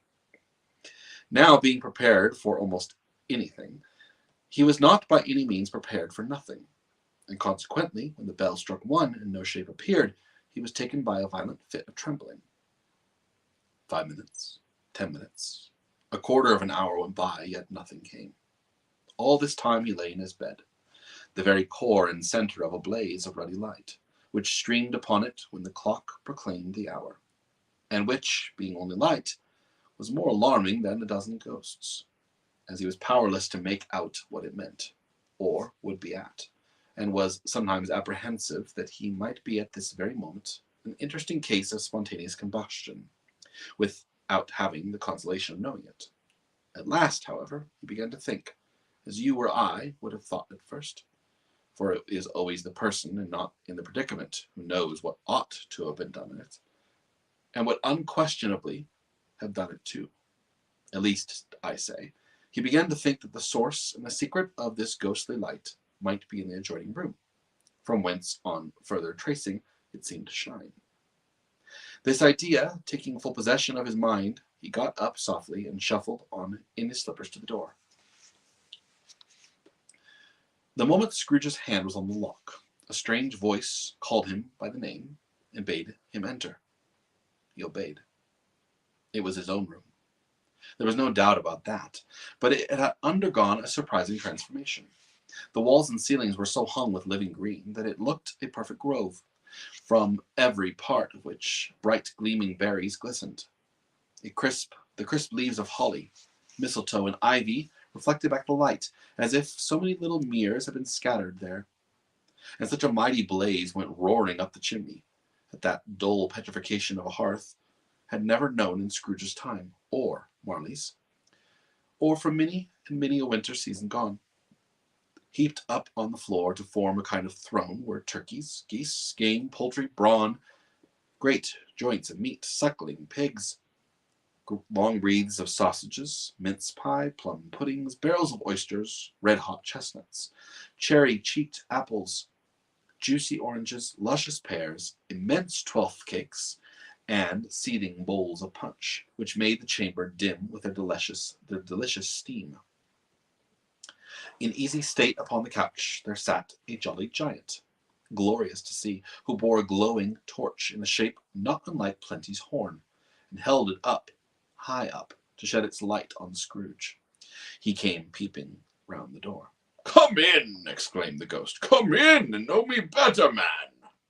Scrooge entered timidly, and hung his head before the spirit. He was not the dogged Scrooge he had been, and though the spirit's eyes were clear and kind, he did not like to meet them. "I am the ghost of Christmas present," said the spirit. "Look upon me." Scrooge reverently did so. It was clothed in one simple green robe, or mantle, bordered with white fur. This garment hung so loosely on his figure that its capacious breast was bare, as if disdained to be warded or concealed by its artifice. Its feet, observable beneath ample folds of the garment, were also bare, and on its head it wore no other covering than a holly wreath, set here and there with shining icicles. Its dark brown curls were long and free as its genial face, its sparkling eyes, and its open hand in cheery voice, in unconstrained demeanor and its joyful air. Girded round its middle was an antique scabbard, but no sword was in it, and the ancient sheath was eaten up with rust. "You have never seen the likes of me before," exclaimed the spirit. "Never," Scrooge made answer to it. "Have never walked forth with the younger members of my family, meaning, for I am very young, my elder brothers born in these late years," pursued the phantom. "I don't think I have," said Scrooge. "I'm afraid I have not." "Have you had many brothers, spirit?" "More than 1,800, said the ghost. "A tremendous family to provide for," muttered Scrooge. The ghost of Christmas present rose. "Spirit," said Scrooge submissively, "conduct me where you will. I went forth last night on compulsion, and I learned a lesson which is working now. Tonight, if you have aught to teach me, let me profit by it. Touch my robe." Scrooge did as he was told, and held it fast. Holly, mistletoe, red berries, ivy, turkey, geese, game, poultry, brawn, meat, pigs, sausage, oysters, pies, pudding, fruit, and punch all vanished instantly. So did the room, the fire, the ruddy glow, the hour of night, and they stood in the city streets on Christmas morning, where, for the weather was severe, the people made a rough but brisk and not unpleasant kind of music, in scraping the snow from the pavement in front of their dwellings, and from the tops of their houses, whence it was mad delight to the boys to see it come plumping down on the road below, and splitting into artificial little snowstorms. The house fronts looked black enough, and the windows blacker, contrasting with the smooth white sheets of snow upon the roofs, and with the dirtier snow upon the ground, which last deposit had been ploughed up in deep furrows by the heavy wheels of carts and wagons, furrows that crossed and recrossed each other hundreds of times, where the great streets branched off, made intricate channels, hard to trace in the thick yellow mud and icy water. The sky was gloomy, and the shortest streets were choked up in the dingy mist, half thawed, half frozen, whose heavier particles descended in a shower of sooty atoms, as if all the chimneys in Great Britain had, by one consent, caught fire, and were blazing away in their dear heart's content. There was nothing very cheerful in the climate of the town, and yet there was an air of cheerfulness abroad, that the clearest summer air and brightest summer sun might have endeavored to diffuse in vain. For people who were shoveling away on the housetops were jovial and full of glee, calling out to one another from the parapets, and now then exchanging a facetious snowball, better-natured missile far than many a wordy jest, laughing heartily as it went right, and not less heartily if it went wrong. The poulterers' shops were still half open, and the fruiterers were radiant in their glory. There were great, round, pot-bellied baskets of chestnuts, shaped like the waistcoats of jolly old gentlemen, lolling at the doors, tumbling out into the streets in their apoplectic opulence. There were ruddy, brown-faced, brown-girthed Spanish onions, shining in the fatness of their growth like Spanish friars, and winking from their shelves in the wanton slyness at the girls as they went by, and glanced demurely as they hung up mistletoe. There were pears and apples, clustered high in blooming pyramids. There were bunches of grapes, made in the shopkeeper's benevolence to dangle from conspicuous hooks that people's mouths might water gratis as they passed. There were piles of filberts, mossy and brown, recalling in their fragrance ancient walks among the woods. The pleasant shufflings ankle-deep through the withered leaves. There were Norfolk biffins, squat and swarthy, setting off the yellow of the orange and lemons, and in the great compactness of their juicy persons, urgently entreated and beseeched to be carried home in paper bags and eaten after dinner. The very gold and silver fish, set forth among the choice fruits in a bowl, though members of a dull and stagnant-blooded race, appeared to know that there was something going on, and, to a fish, went gasping round and round in their little world in slow and passionless excitement. The grocers. Oh, the grocers, nearly closed, with perhaps 2 shutters down, or 1, but through the gaps such glimpses.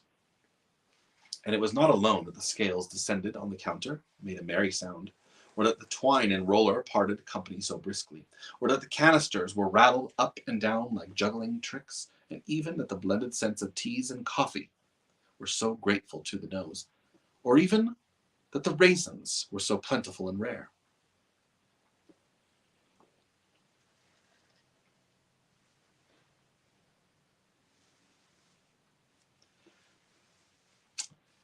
The almonds so extremely white, the sticks of cinnamon so long and straight, and other spices so delicious. The candied fruit so caked and spotted with molten sugar as to make the coldest lookers on feel faint and subsequently bilious.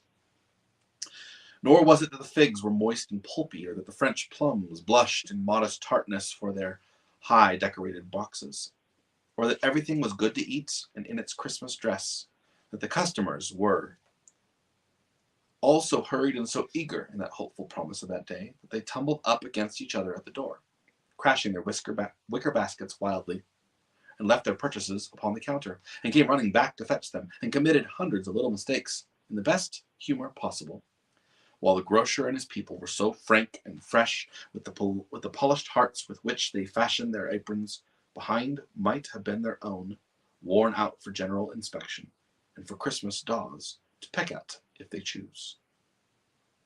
But soon the steeples called good people all to church and chapel, and away they came, flocking through the streets in their best clothes and with their gayest faces, and at the same time were emerged from scores of by-streets, lanes, and nameless turnings, innumerable people carrying their dinners to the baker shops. The sights of these poor revelers appeared to interest the spirit very much, for he stood with Scrooge beside him in a baker's doorway, and taking off the covers as the bearers passed, sprinkled incense on their dinners from his torch. And it was a very uncommon kind of torch, for once or twice, when there were angry words between some dinner carriers who jostled each other, he shed a few drops of water on them from it, and their good humor was restored directly, for they said it was a shame to quarrel upon Christmas Day, and so it was. God love it, so it was.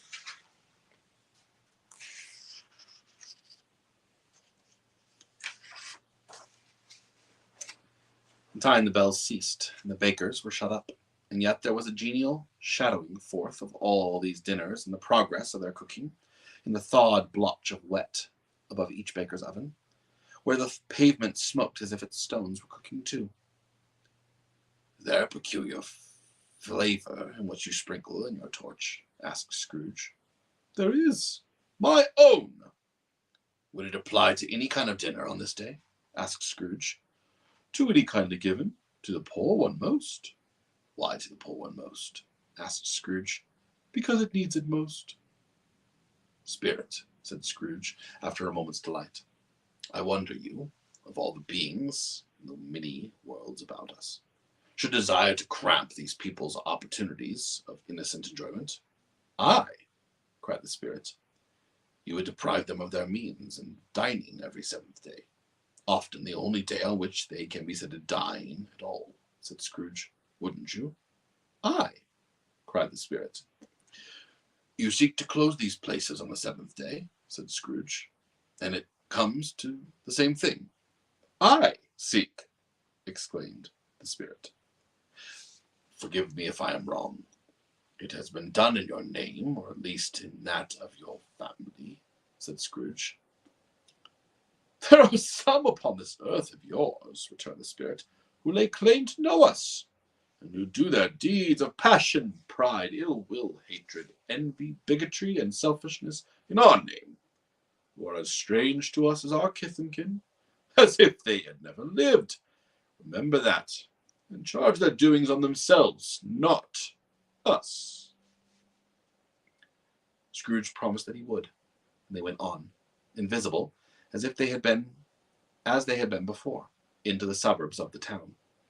It was a remarkable quality of the ghost, which Scrooge had observed at the baker's, that notwithstanding his gigantic smile, he could accommodate himself to any place with ease, and that he stood beneath a low roof quite as gracefully and like a supernatural creature, as it was possible he could have done in any lofty hall. It was perhaps it was the pleasure the good spirit had in showing off this power of his, or else it was his own kind, generous, hearty nature, and his sympathy with all poor men that led him straight to Scrooge's clerks. For there he went, and took Scrooge with him, holding to his robe, and on the threshold of the door the spirit smiled, and stopped to bless Bob Cratchit's dwelling with a sprinkling of his torch.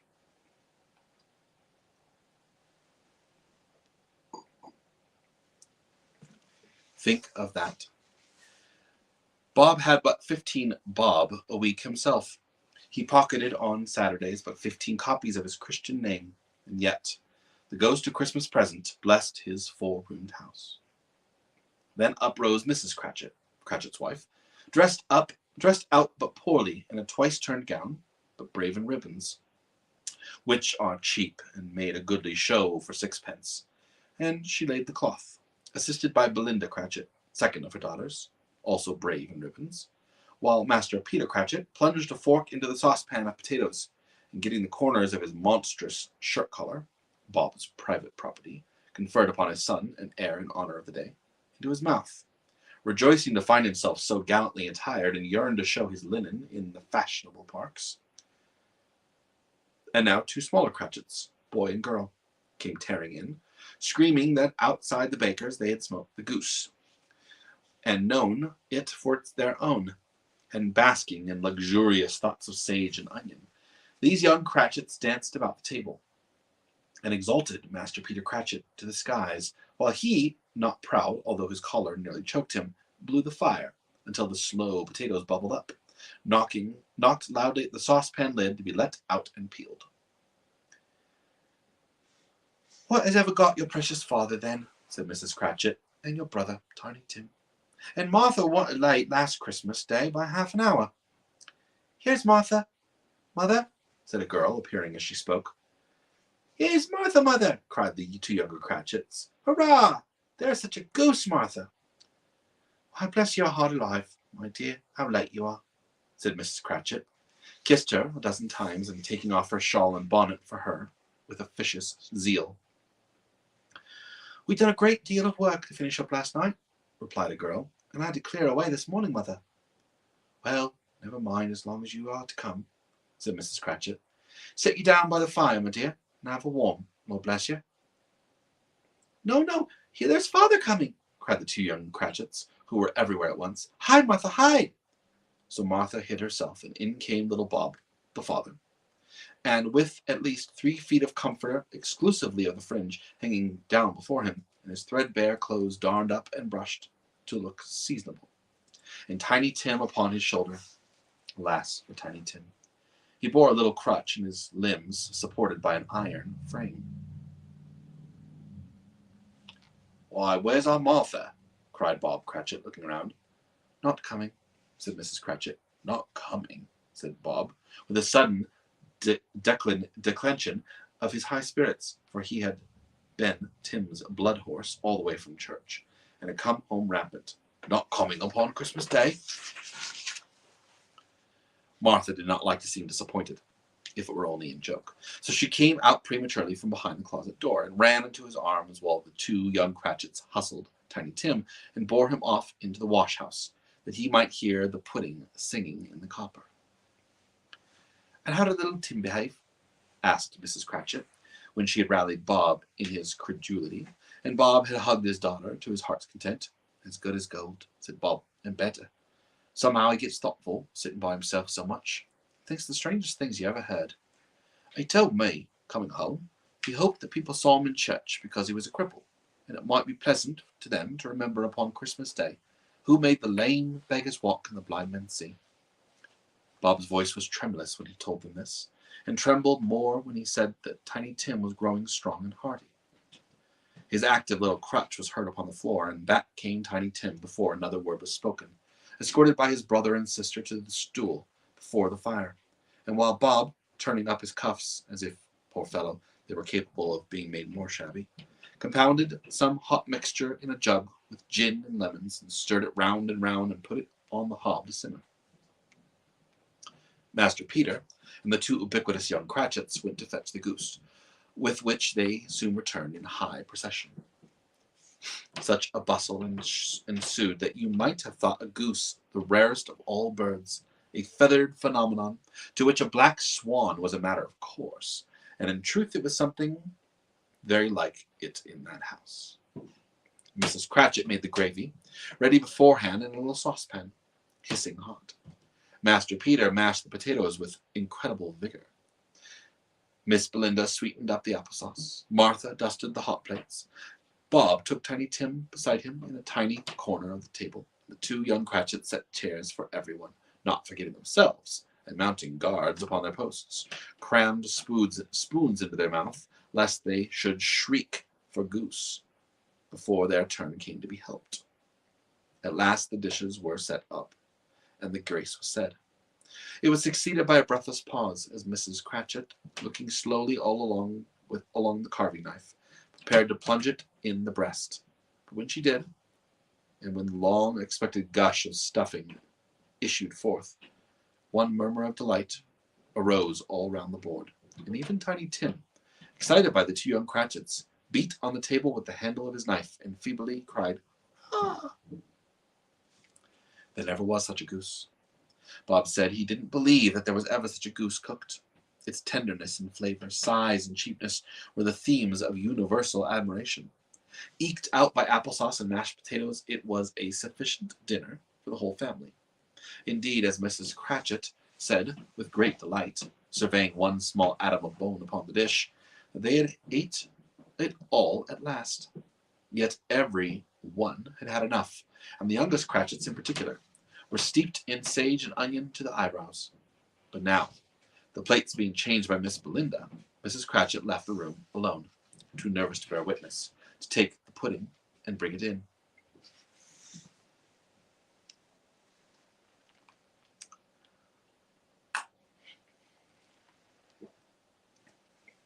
Suppose it should not be done enough. Suppose it should break in turning out. Suppose someone should have gone over the wall out of the backyard and stolen it, while they were merry with the goose. A supposition at which the two young Cratchits became livid. All sorts of horrors were supposed. Hallo. A great deal of steam.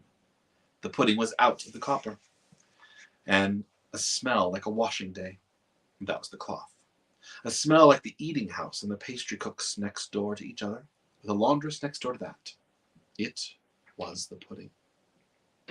In half a minute, Mrs. Cratchit entered, flustered but smiling proudly, with the pudding, like a speckled cannonball, so hard and firm, blazing in half a quarter of ignited brandy, and bedight with Christmas holly stuck in the top. Oh, a wonderful pudding, Bob Cratchit said, and calmly too, that he regarded it as the greatest success achieved by Mrs. Cratchit since their marriage. Mrs. Cratchit said that now the weight was off her mind, she would confess that she had had her doubts about the quantity of flour. Everybody had something to say about it, but nobody said or thought that it was a small pudding for a large family. It would have been flat heresy to do so. Any Cratchit would have blushed at the hint of such a thing. At last the dinner was all done. The cloth was cleaned, the hearth swept, and the fire made up. The compound in the jug being tasted and considered perfect, apples and oranges were put on the table, and a shovel full of chestnuts on the fire. Then all the Cratchit family drew round the hearth, in what Bob Cratchit called a circle, meaning half a one. And at Bob Cratchit's elbow stood the family display of glass, 2 tumblers and a custard cup without a handle. These held the hot stuff from the jug, however, as well as golden goblets would have done, and Bob served it out with a beaming look, while the chestnuts on the fire sputtered and cracked noisily. Then Bob proposed, "A Merry Christmas to us all, my dears.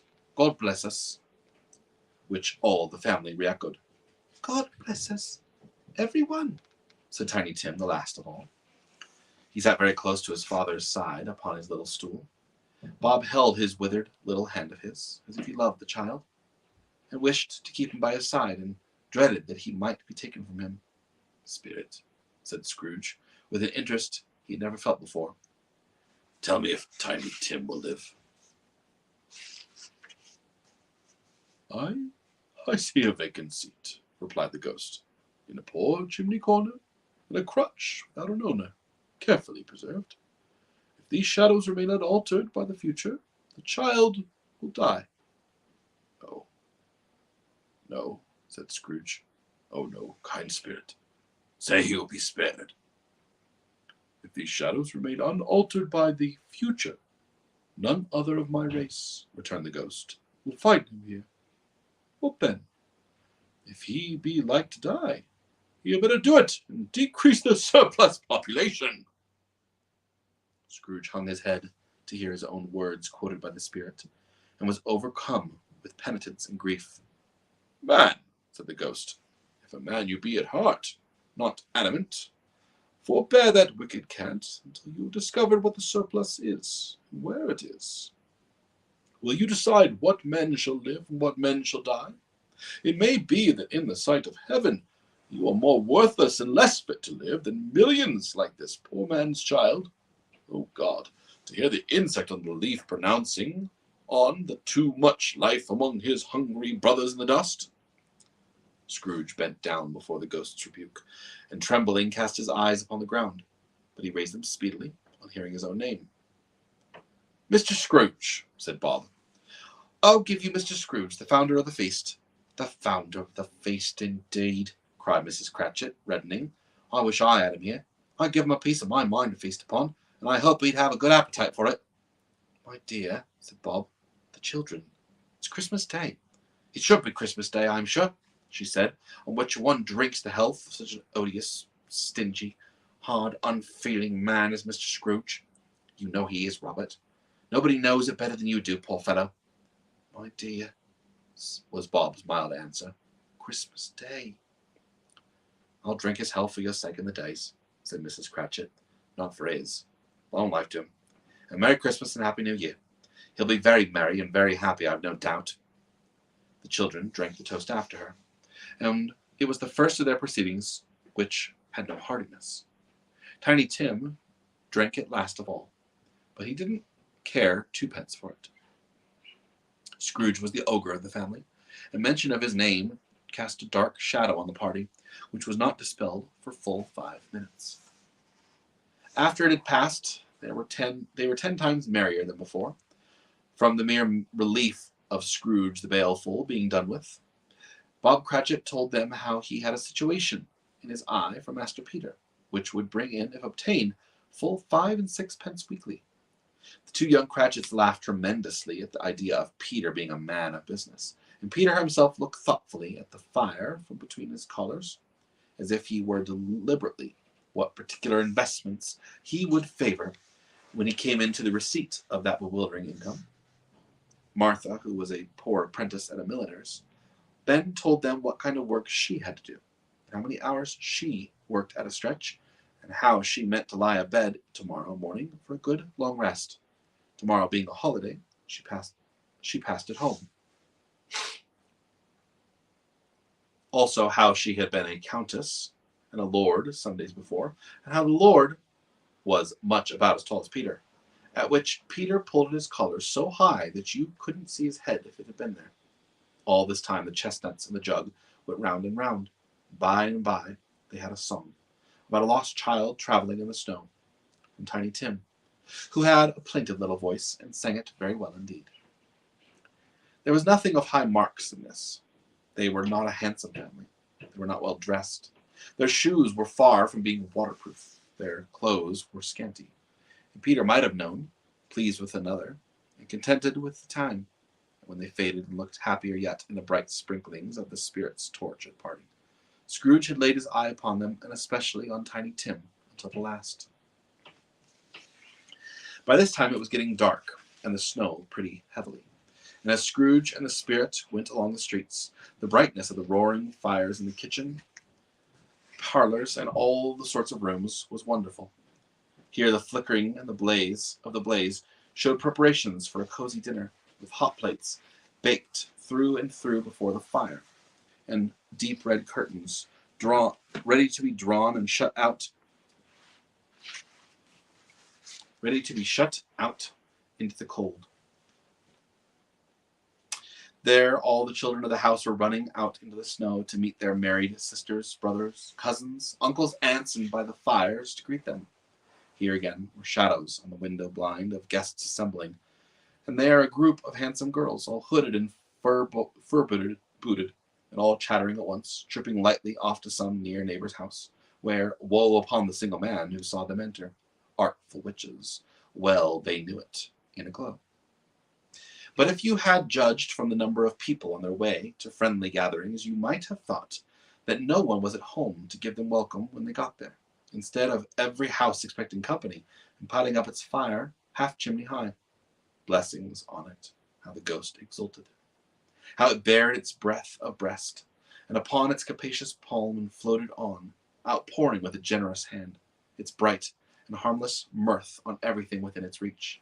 The very lamplighter who ran on before, dotting the dusky street with specks of light, and who was dressed to spend the evening somewhere, laughed out loud as the spirit passed, though little kenned the lamplighter that he had any company but Christmas.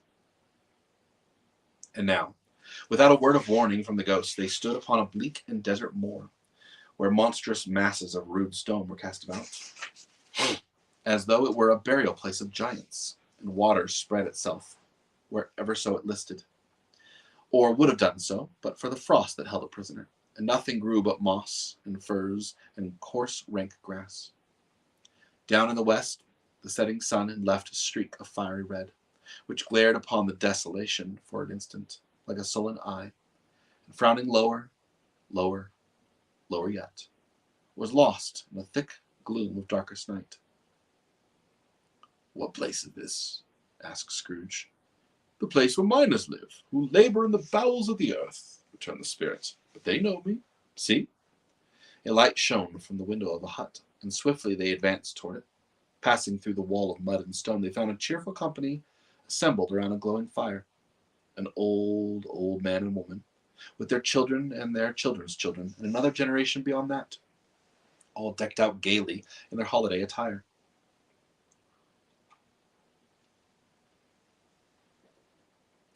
The old man, in a voice that seldom rose above the howling of the wind upon the barren waste, was singing them a Christmas song. It had been a very old song when he was a boy, and from time to time they all joined in the chorus. So surely they had raised their voices, the old man got quite blithe and loud, and so surely as they stopped, his vigor sank again. The spirit did not tarry here, but bade Scrooge hold his robe and passed on above the moor, sped whither? Not to see, to see.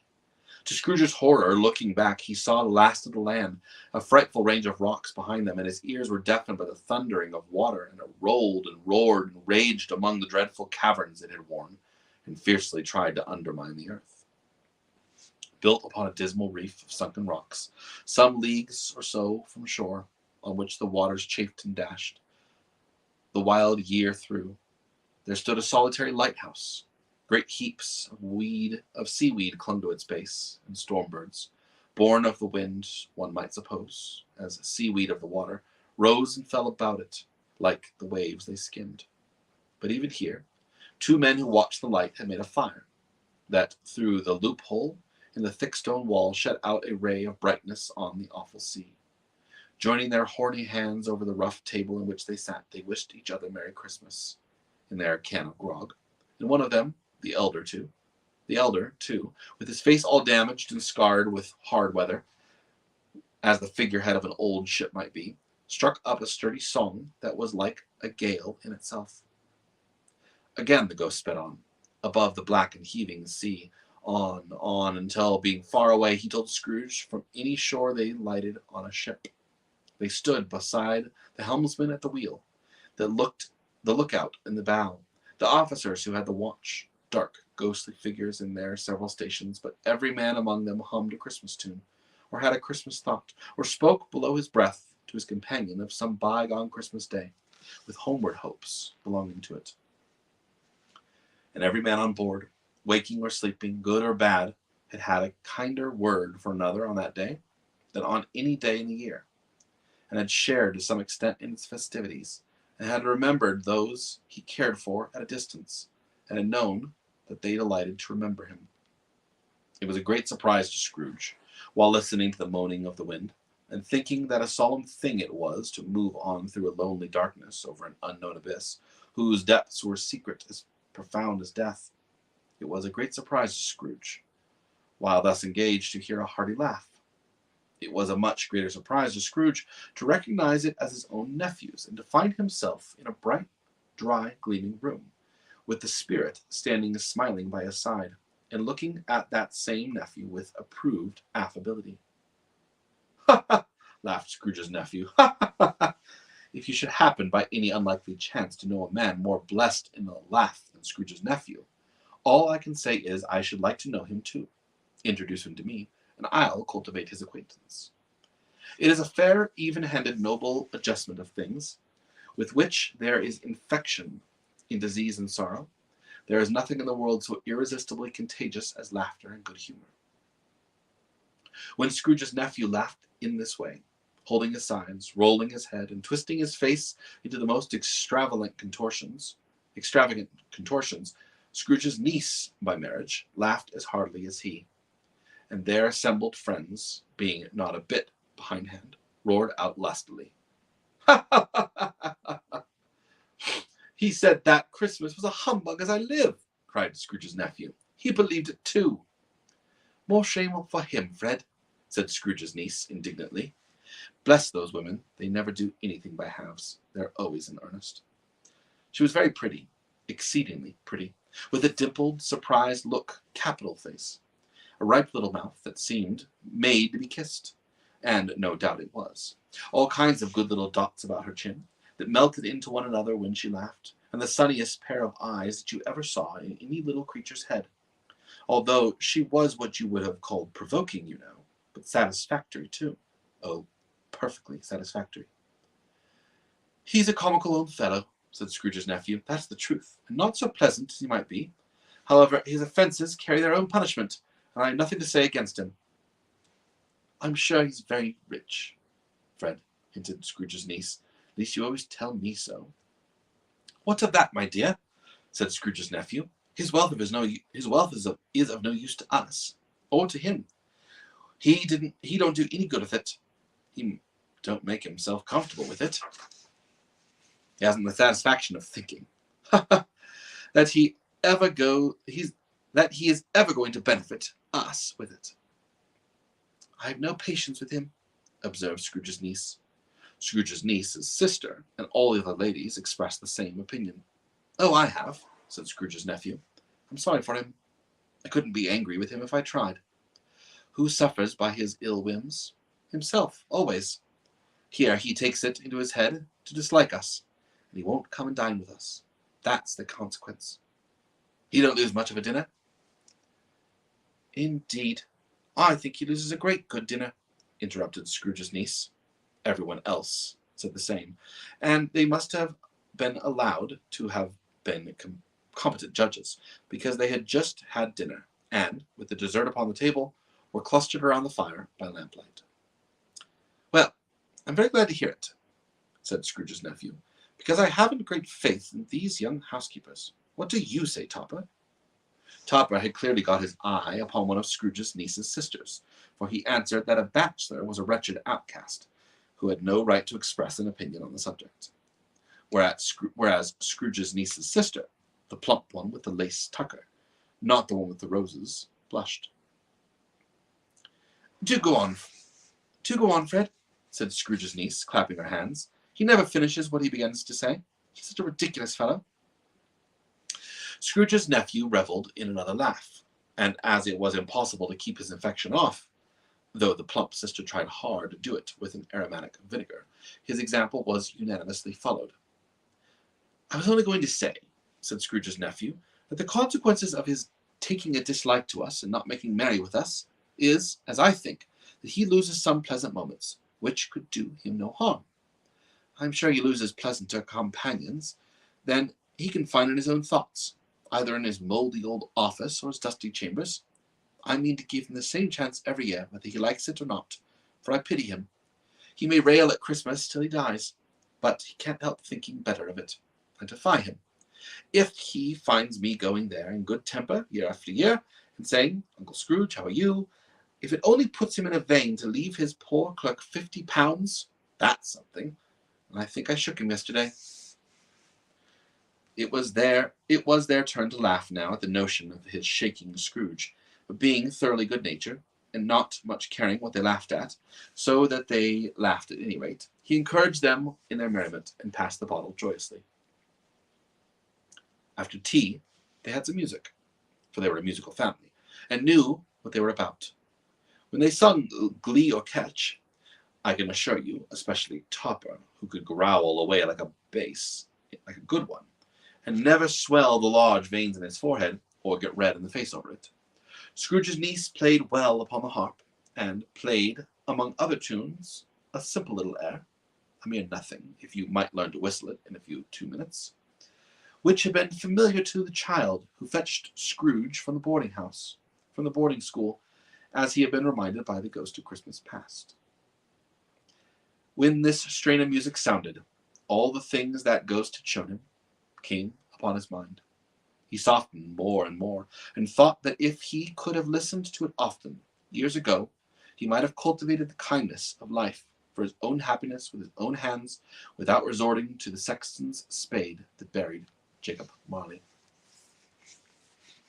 But they didn't devote the whole evening to music.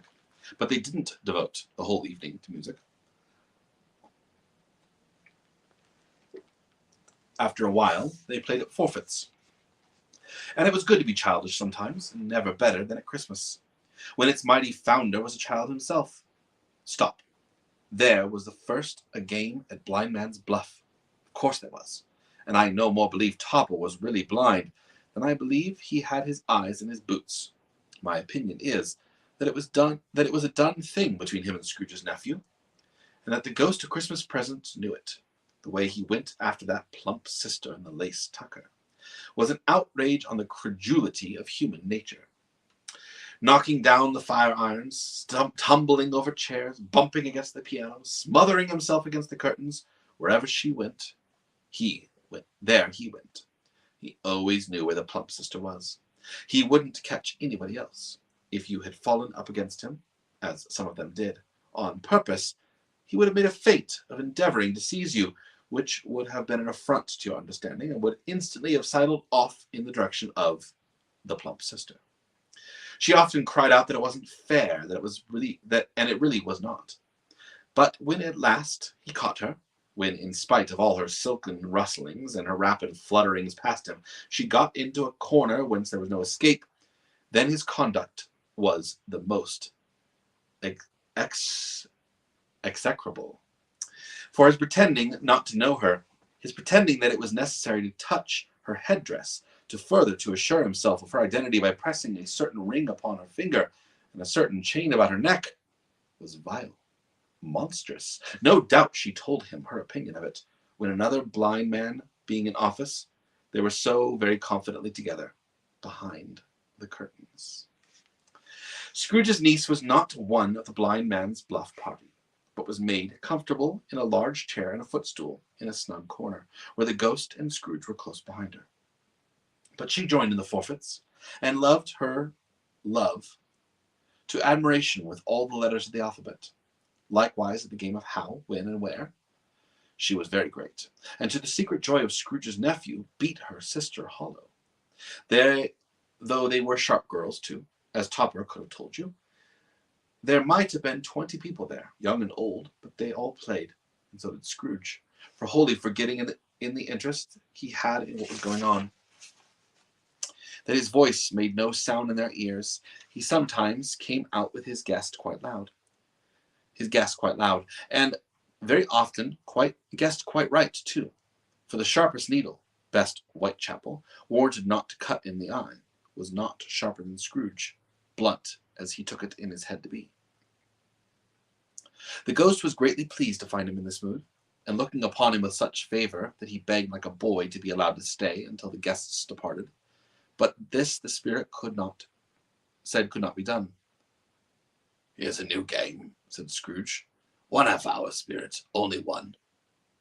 It was a game called Yes and No, when Scrooge's nephew had to think of something, and the rest must find out what. He only answered to their questions yes or no, as was the case.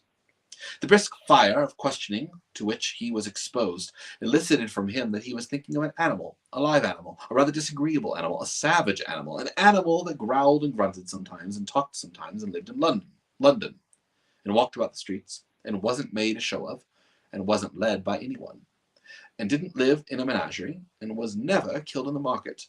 It was not a horse, or an ass, or a cow, or a bull, or a tiger, or a dog, or a pig, or a cat, or a bear. At every fresh question that was put to him, this nephew burst out in a fresh roar of laughter, and was so inexpressibly tickled that he was obliged to get up off the sofa and stamp. At last, the plump sister, falling into a similar strait, cried out, "I have found it out. I know what it is, Fred. I know what it is." "What is it?" said Fred. "It's your Uncle Scrooge." Which it certainly was. Admiration was the universal sentiment, though some objected to that the reply to "Is it a bear?" ought to have been yes, inasmuch as an answer as in the negative was sufficient to have diverted their thoughts from Mr. Scrooge. Suppose they ever had any tendency that way. "He's given us plenty of merriment, I am sure," said Fred, "and it would be ungrateful not to drink his health. Here's a glass of mulled wine, ready to our hand at the moment. And I say, Uncle Scrooge." "Well, Uncle Scrooge," they cried. "A Merry Christmas and Happy New Year to the old man, whatever he is," said Scrooge's nephew. "He wouldn't take it from me, but may he have it, nevertheless. Uncle Scrooge." Uncle Scrooge had imperceptibly become so gay and light of heart that he would have pledged the unconscious company in return, and thanked them in an inaudible speech, if the ghost had given him time. But the whole scene passed off in the breath, the last words spoken by the nephew, and he and the spirit were once again upon their travels. Much as they were, and far they went. Much as they saw, and far they went, and many homes they visited, but always with a happy end. The spirit stood beside sick beds, and they were cheerful. On foreign lands, and they were close at home. By struggling men, and they were patient in their greater hope. By poverty, and it was rich. In almshouses, hospitals, the jail, in misery's every refuge, where vain men, in his little brief authority, had not made fast the door, and barred the spirit out, he left his blessing, and taught Scrooge his precepts. It was a long night, if it were only night, but Scrooge had his doubts of this, because the Christmas holidays appeared to be condensed into a space of time they passed together. It was strange, too, that while Scrooge remained unaltered in the outward form, the ghost grew older, clearly older. Scrooge had observed this change, but never spoke of it, until they left the children's 12th night party. When looking at the spirit, they stood together in an open place. He noticed that its hair was grey. "Are spirits' lives so short?" asked Scrooge. "My life upon this globe is very brief," replied the ghost. "It ends tonight." "Tonight!" cried Scrooge. "Tonight at midnight. Hark! The time is drawing near." The chimes were ringing, 11:15 at that moment. "Forgive me if I am not justified in what I ask," said Scrooge, looking intently at the spirit's robe. "But I see something strange and not belonging to yourself protruding from your skirts. Is it a foot or a claw?" "It might be a claw, for the flesh there is upon it," said the spirit's sorrowful reply. "Look here." From the foldings of its robes it brought 2 children, wretched, abject, frightful, hideous, miserable. They knelt down at its feet and clung upon the outside of its garment. "Oh, man, look here. Look down here," exclaimed the ghost. They were a boy and a girl, yellow, meager, ragged, scowling, wolfish, but prostrate, too, in their humility, where graceful youth should have filled their features out and touched them in its freshest tints. A stale and shriveled hand, like that of age, had pinched and twisted them, and pulled them to shreds. Where angels might have sat enthroned, devils lurked, and glared out menacingly. No change. No degradation, no perversion of humanity in any grade, though all the mysteries of wonderful creation has monsters half so horrible and dread. Scrooge started back, appalled. Having them shown to him in this way, he tried to say they were fine children, but the words choked themselves, rather than be parties to the lies of such enormous magnitude. Spirit, are they yours? Scrooge could say no more. They are man's, said the spirit, looking down upon them, and they cling to me, appealing from their fathers. This boy is ignorance, this girl is want. Beware them both, and all of their degree, but most of all beware the boy, for on his brow I see that written which is doom, unless the writing be erased. Deny it, cried the spirit, stretching out its hand toward the city. Slander those who tell it thee. Admit it for your facetious purposes, and make it work, and make it worse, and bide the end. Have they no refuge or resources? Cried Scrooge.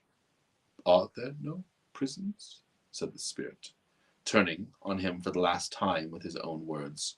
Are there no workhouses? The bell struck 12. Scrooge looked about him for the ghost, and saw it not.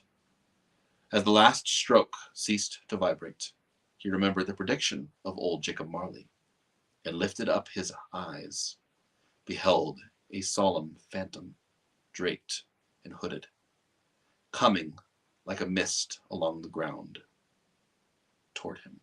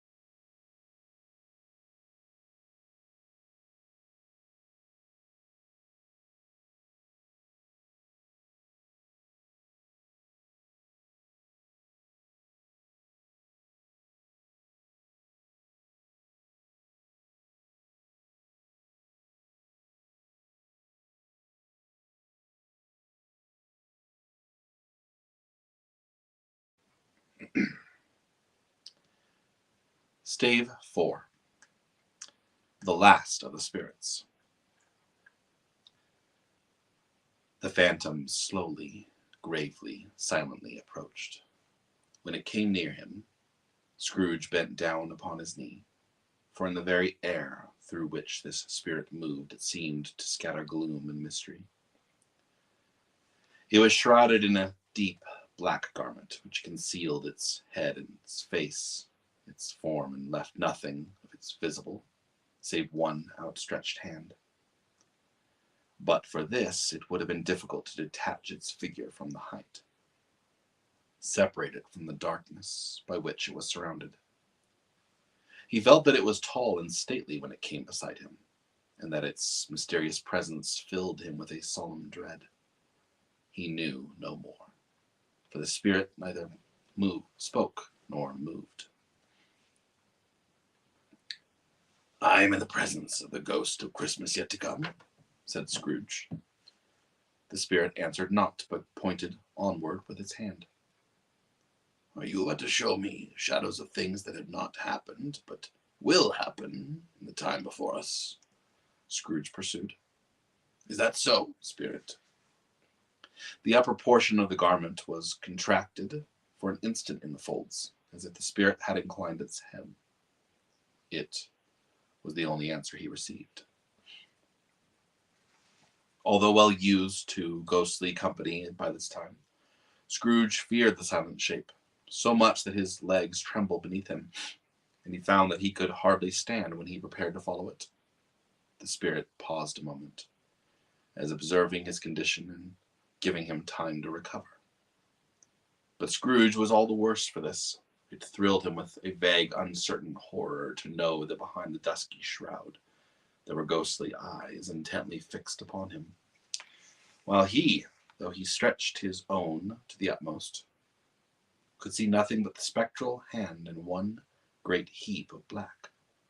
"Ghost of Future," he exclaimed, "I fear you more than any spectre I've seen. But as I know your purpose is to do me good, and as I hope to live to be another man from what I was, I am prepared to bear your company, and do it with a thankful heart. Will you not speak to me?" They gave no reply. The hand was pointing straight before them. "Lead on," said Scrooge. "Lead on. The night is waning fast, and it is precious time to me. I know. Lead on, spirit." The phantom moved away as if it had come toward him. Scrooge followed in the shadow of its dress, which bore him up, he thought, and carried him along. They scarcely seemed to enter the city, for the city rather seemed to spring up around them and encompass them of its own act. But there they were, in the heart of it, on change, amongst the merchants, who hurried up and down and chinked the money in their pockets and conversed in groups and looked at their watches and trifled thoughtfully with their great gold seals and so forth, as Scrooge had seen them often do. The spirit stopped beside one little knot of businessmen. Observing that the hand was pointed to them, Scrooge advanced to listen to their talk. "No, no," said the great fat man with a monstrous chin. "I don't know much about it either way. Only know he's dead." "When did he die?" inquired another. "Last night, I believe." "Why, what was the matter with him?" asked the third, taking a vast quantity of snuff out from a very large snuff box. "I thought he'd never die." "God knows," said the first, with a yawn. "And what has he done with his money?" asked a red-faced gentleman with a pendulous excrescence at the end of his nose that shook like the gills of a turkey-cock. "I haven't heard," said the man with a large chin, yawning again. "Left it to his company, perhaps. He hasn't left it to me, that's all I know." This pleasantry was received with a general laugh. "It's likely to be a very cheap funeral," said the same speaker, "for upon my life I don't know of anyone to go to it. Suppose we make up a party and volunteer?" "I don't mind going if lunch is provided," observed the gentleman with the excrescence on his nose. But I must be fed, if I make one." Another laugh. Well, if I'm the most disinterested among you after all, said the first speaker, for I never wear black gloves. I never eat lunch. But I'll offer to go if anybody else will. When I come to think of it, I'm not at all sure if I wasn't his most particular friend, for he used to stop and speak whenever we met. Bye-bye. Speakers and listeners strolled away and mixed with other groups. Scrooge knew the men and looked toward the spirit for an explanation. The spirit glided on down into the street. Its finger pointed to two persons meeting. Scrooge listened again, thinking that the explanation might lie there. He knew these men also perfectly. They were men of business, very wealthy and great importance.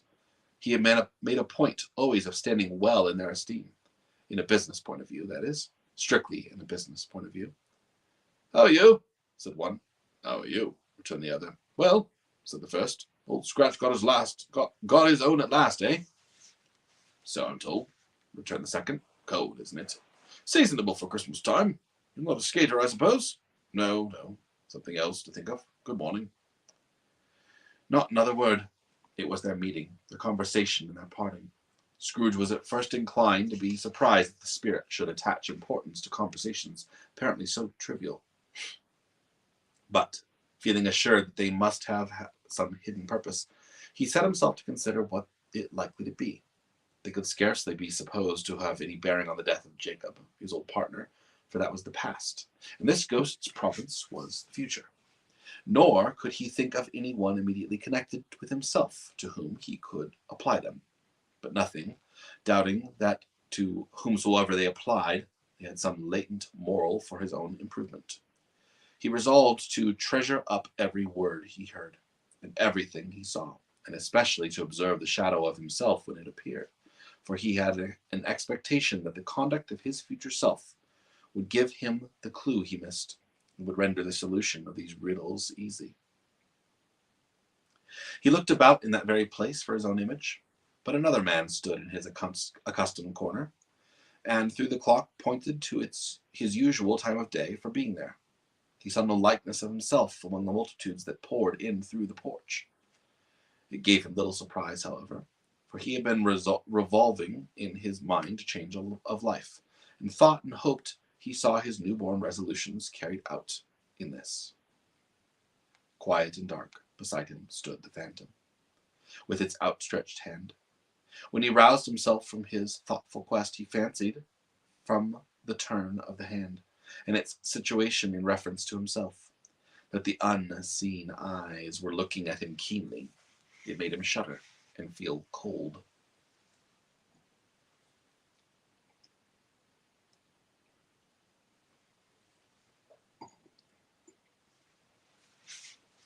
They left the busy scene, and went to an obscure part of town where Scrooge had never penetrated before, although he recognized its situation and its bad repute.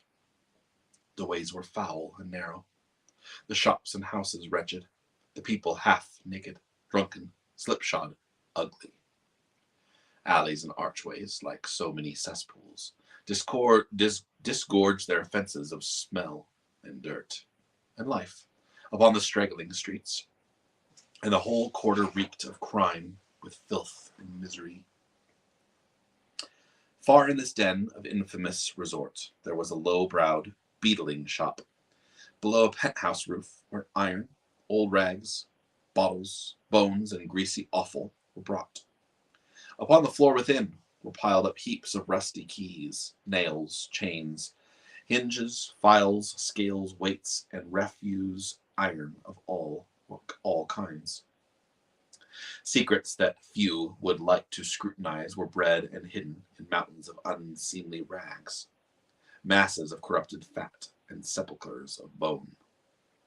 Sitting in among the wares he dealt in, by the charcoal stove, made of old bricks, was a greasy-haired rascal, nearly 70 years of age, who had screened himself from the cold air without by a frowning curtain of miscellaneous tatters hung upon a line, and smoking his pipe in all the luxury of calm retirement. Scrooge and the Phantom came into the presence of this man, just as a woman with a heavy bundle slunk into the shop. But she had scarcely entered when another woman, similarly laden, came in too, and she was closely followed by a man in faded black, who was no less startled by the sight of them than they had been upon the recognition of each other. After a short period of blank astonishment, in which the old man with the pipe had joined them, they all three burst into a laugh. "Let the charwoman alone be the first," cried she who had entered first. "Let the laundress alone to be the second, and let the undertaker's man alone to be the third. Look here, old Joe, here's a chance. If we haven't all three met here without meaning it." "You couldn't have met in a better place," said old Joe, removing his pipe from his mouth. "Come into the parlour. You were made free of it long ago, you know. The other two ain't strangers. Stop till I shut up the door to the shop. Oh, how it shrieks. There ain't been such a rusty bit of metal in places as its own hinges, I believe. And I'm sure there's no such old bones here as mine. Ha ha ha! Well, all suitable to our calling. We're all well matched. Come into the parlour." The parlour was a space behind the screen of rags. The old man raked the fire together with an old stair-rod, and having trimmed his smoky lamp, for it was night, with the stem of his pipe, put it in his mouth again. While he did this, the woman who had already spoken threw her bundle on the floor and sat down in a flaunting manner on a stool, crossing her elbows on her knees and looking with a bold defiance at the other two. "What odds, then? What odds, Mrs. Dilber?" said the woman. "Every person has a right to take care of themselves. He always did." "That's true, indeed," said the laundress. "No man more so." "Why, then, don't stop staring as if you're afraid, woman. Who's the wiser? We're not going to pick holes in each other's coats, I suppose?" "No, indeed," said Mrs. Dilber and the man together. "We should hope not." "Very well, then," cried the woman. "That's enough. Who's the worse for the loss of a few things like these? Not a dead man, I suppose?" "No, indeed," said Mrs. Dilber, laughing. "If he wanted to keep him after he was dead, wicked old screw," pursued the woman, "why wasn't he as natural in his lifetime? If he had been, he'd have had somebody to look after him when he was struck with death, instead of lying gasping out his last there, alone by himself." "It's the truest words that have been spoken," said Mrs. Dilber. "It's a judgment on him." I wish it was a little heavier judgment," replied the woman, "and it should have been, you may depend upon it, if I could have laid my hands on anything else. Open that bundle, old Joe, and let me know the value of it. Speak out plain. I'm not afraid to be the first, nor afraid for them to see it. We know pretty well that we were helping ourselves before we met here, I believe. It's no sin. Open a bundle, Joe." But the gallantry of her friends would not allow of this, and the man in faded black, mounting the breach first, produced his plunder. It was not extensive. A seal or two, a pencil case, a pair of sleeve buttons, and a brooch of no great means were all. They were severely examined and appraised by old Joe, who chucked the sums he had disposed to give for each upon the wall, and added them up into a total when he found there was nothing more to come. "That's your account," said Joe. "But I wouldn't give another sixpence if I was to be boiling for not doing it. Who's next?" Mrs. Dilber was next. Sheets and towels, a little wearing apparel, 2 old-fashioned silver teaspoons, a pair of sugar tongs, and a few boots. Her account was stated on the wall in such a manner. "I always give too much to ladies. It's a weakness of mine, and that's the way I ruin myself," said Joe. "That's your account, and if you asked me for another penny and made it an open question, I'd repent of being so liberal and knock half a crown." "Now undo my bundle, Joe," said the first woman. Joe went down on his knees for the greater convenience of opening it, and having unfastened a great many knots, dragged out a large and heavy roll of some dark stuff. "What do you call this?" said Joe. "Bed curtains?" "Ah," returned the woman, laughing and leaning forward on her crossed arms. "Bed curtains." "You don't mean to say you took 'em down, rings and all, with him lying there?" said Joe. "Yes, I do," replied the woman. "Why not?" You were born to make your fortune, said Joe, and you'll certainly do it. I certainly shan't hold it. I certainly shan't hold my hand when I get anything in it by reaching it out. And for the sake of such a man as he was, I promise you, Joe, returned the woman coolly. Don't drop that oil upon the blankets now. His blankets? Asked Joe. Who else do you think? Replied the woman. He isn't likely to take cold without him, I dare say. I hope he didn't die of anything catching, eh? Said old Joe, stopping in his work and looking up. Don't be afraid of that, returned the woman. I ain't so fond of his company that I'd loiter about him for such things if he did. You may look through that shirt till your eye aches, but you won't find a hole in it or a threadbare place. It's the best he had, and a fine one too. They'd have wasted it if it hadn't been for me. What do you call wasting of it? Asked Joe. Putting it on him to be buried in, to be sure, replied the woman with a laugh. Somebody was fool enough to do it, but I took it off again. If calico isn't good enough for such a purpose, it's good enough for anything. It's quite as becoming to the body. He can't look uglier if he did it in that one. Scrooge listened to this dialogue in horror. As they sat grouped about their spoil in the scanty light afforded by the old man's lamp, he viewed them with a detestation and disgust, which could hardly have been greater, though they had been obscene demons marketing the corpse itself. Laughed the old woman, when old Joe produced a flannel bag with money in it, told out their several gains upon the ground. This is the end of it, you see. He frightened everyone away with him when he was alive, to profit us when he was dead. Ha! Spirit, said Scrooge, shuddering from head to foot. I see. The case of this unhappy man might be my own. My life tends that way now.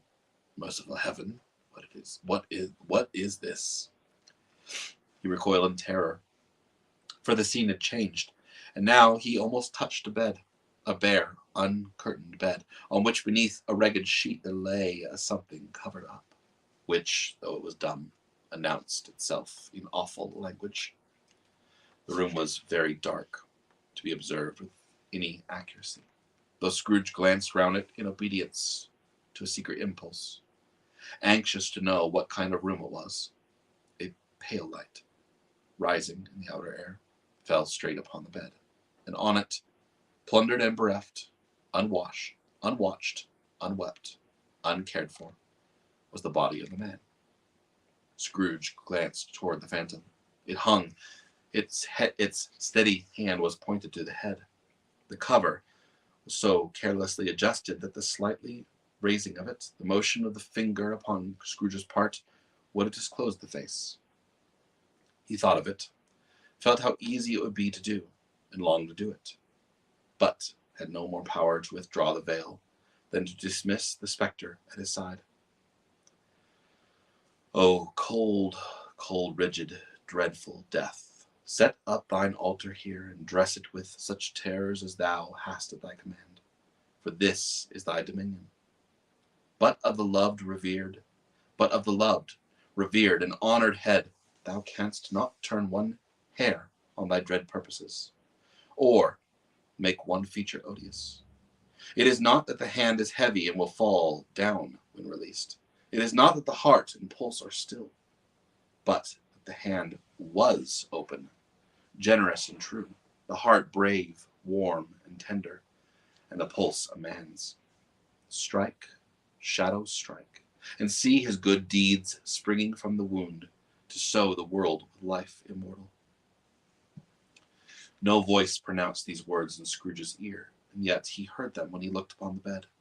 He thought of this man. He thought, if this man could be raised up now, what would be his foremost thoughts? Avarice, hard dealing, griping cares. They have brought him to a rich end, truly. He lay in the dark, empty house, with not a man, a woman, or a child to say that he was kind to me in this or that. And for the memory of one kind word, I will be kind to him. A cat was tearing at the door, and there was a sound of gnawing rats beneath the hearthstone. But they wanted in the room of death, and why they were so restless and disturbed, Scrooge did not dare to think. Spirit, he said, this is a fearful place. In leaving it, I shall not leave its lessons. Trust me. Let us go. Still the ghost pointed with an unmoving finger at the head. I understand you, Scrooge returned, and I would do it if I could, but I have not the power, Spirit. I have not the power. Again, it seemed to look upon him. If there is any person in the town who feels emotion caused by this man's death, said Scrooge, quite agonized, show that person to me, Spirit. I beseech you. The spirit spread its dark robe before him for a moment, like a wing, and withdrawing it, revealed a room by daylight where a mother and her children were. She was expecting someone, and with anxious eagerness, for she walked up and down the room, starting at every sound, looking out from the window, glanced at the clock, tried but in vain to work with her needle, and could hardly bear the voices of the children at play. At length the long-expected knock was heard. She hurried to the door and met her husband, a man whose face was careworn and depressed, though he was young. There was a remarkable expression in it now, a kind of serious delight of which he felt ashamed, and which he struggled to repress. He sat down to the dinner, which had been hoarded for him by the fire, and when she asked him faintly what news, which was not until after a long silence, he appeared embarrassed how to answer. Is it good? She said. Or bad? To help him. Bad, he answered. We are quite ruined? No. There is hope yet, Caroline. If he relents, she said, amazed. There is. Nothing is past hope. If such a miracle has happened, he's past relenting, said her husband. He is dead. She was a mild and patient creature, if her face spoke truth. But she was thankful in her soul to hear it, and she said so with clasped hands. She prayed forgiveness the next moment and was sorry, but the first was the emotion of her heart. What the half-drunken woman whom I told you of last night said to me, when I tried to see him and obtain a week's delay, and what I thought was a mere excuse to avoid me, turns out to be quite true. He was not only very ill, but dying then. To whom will our debts be transferred? I don't know. But for the time that we shall be ready with the money, and even though we were not, it would be a bad fortune indeed to find so merciless a creditor in his successor. We may sleep tonight with light hearts, Caroline. Yes. Soften it they would, their hearts were lighter. The children's faces, hushed and clustered round to hear what they so little understood, were brighter, and it was a happier house for this man's death. The only emotion that the ghost could show him, caused by the event, was one of pleasure. Let me see some tenderness connected with the death, said Scrooge, or that dark chamber spirit which we left just now will be forever present to me. The ghost conducted him through several streets familiar to his feet, and as they went along, Scrooge looked here and there to find himself, but nowhere was he to be seen.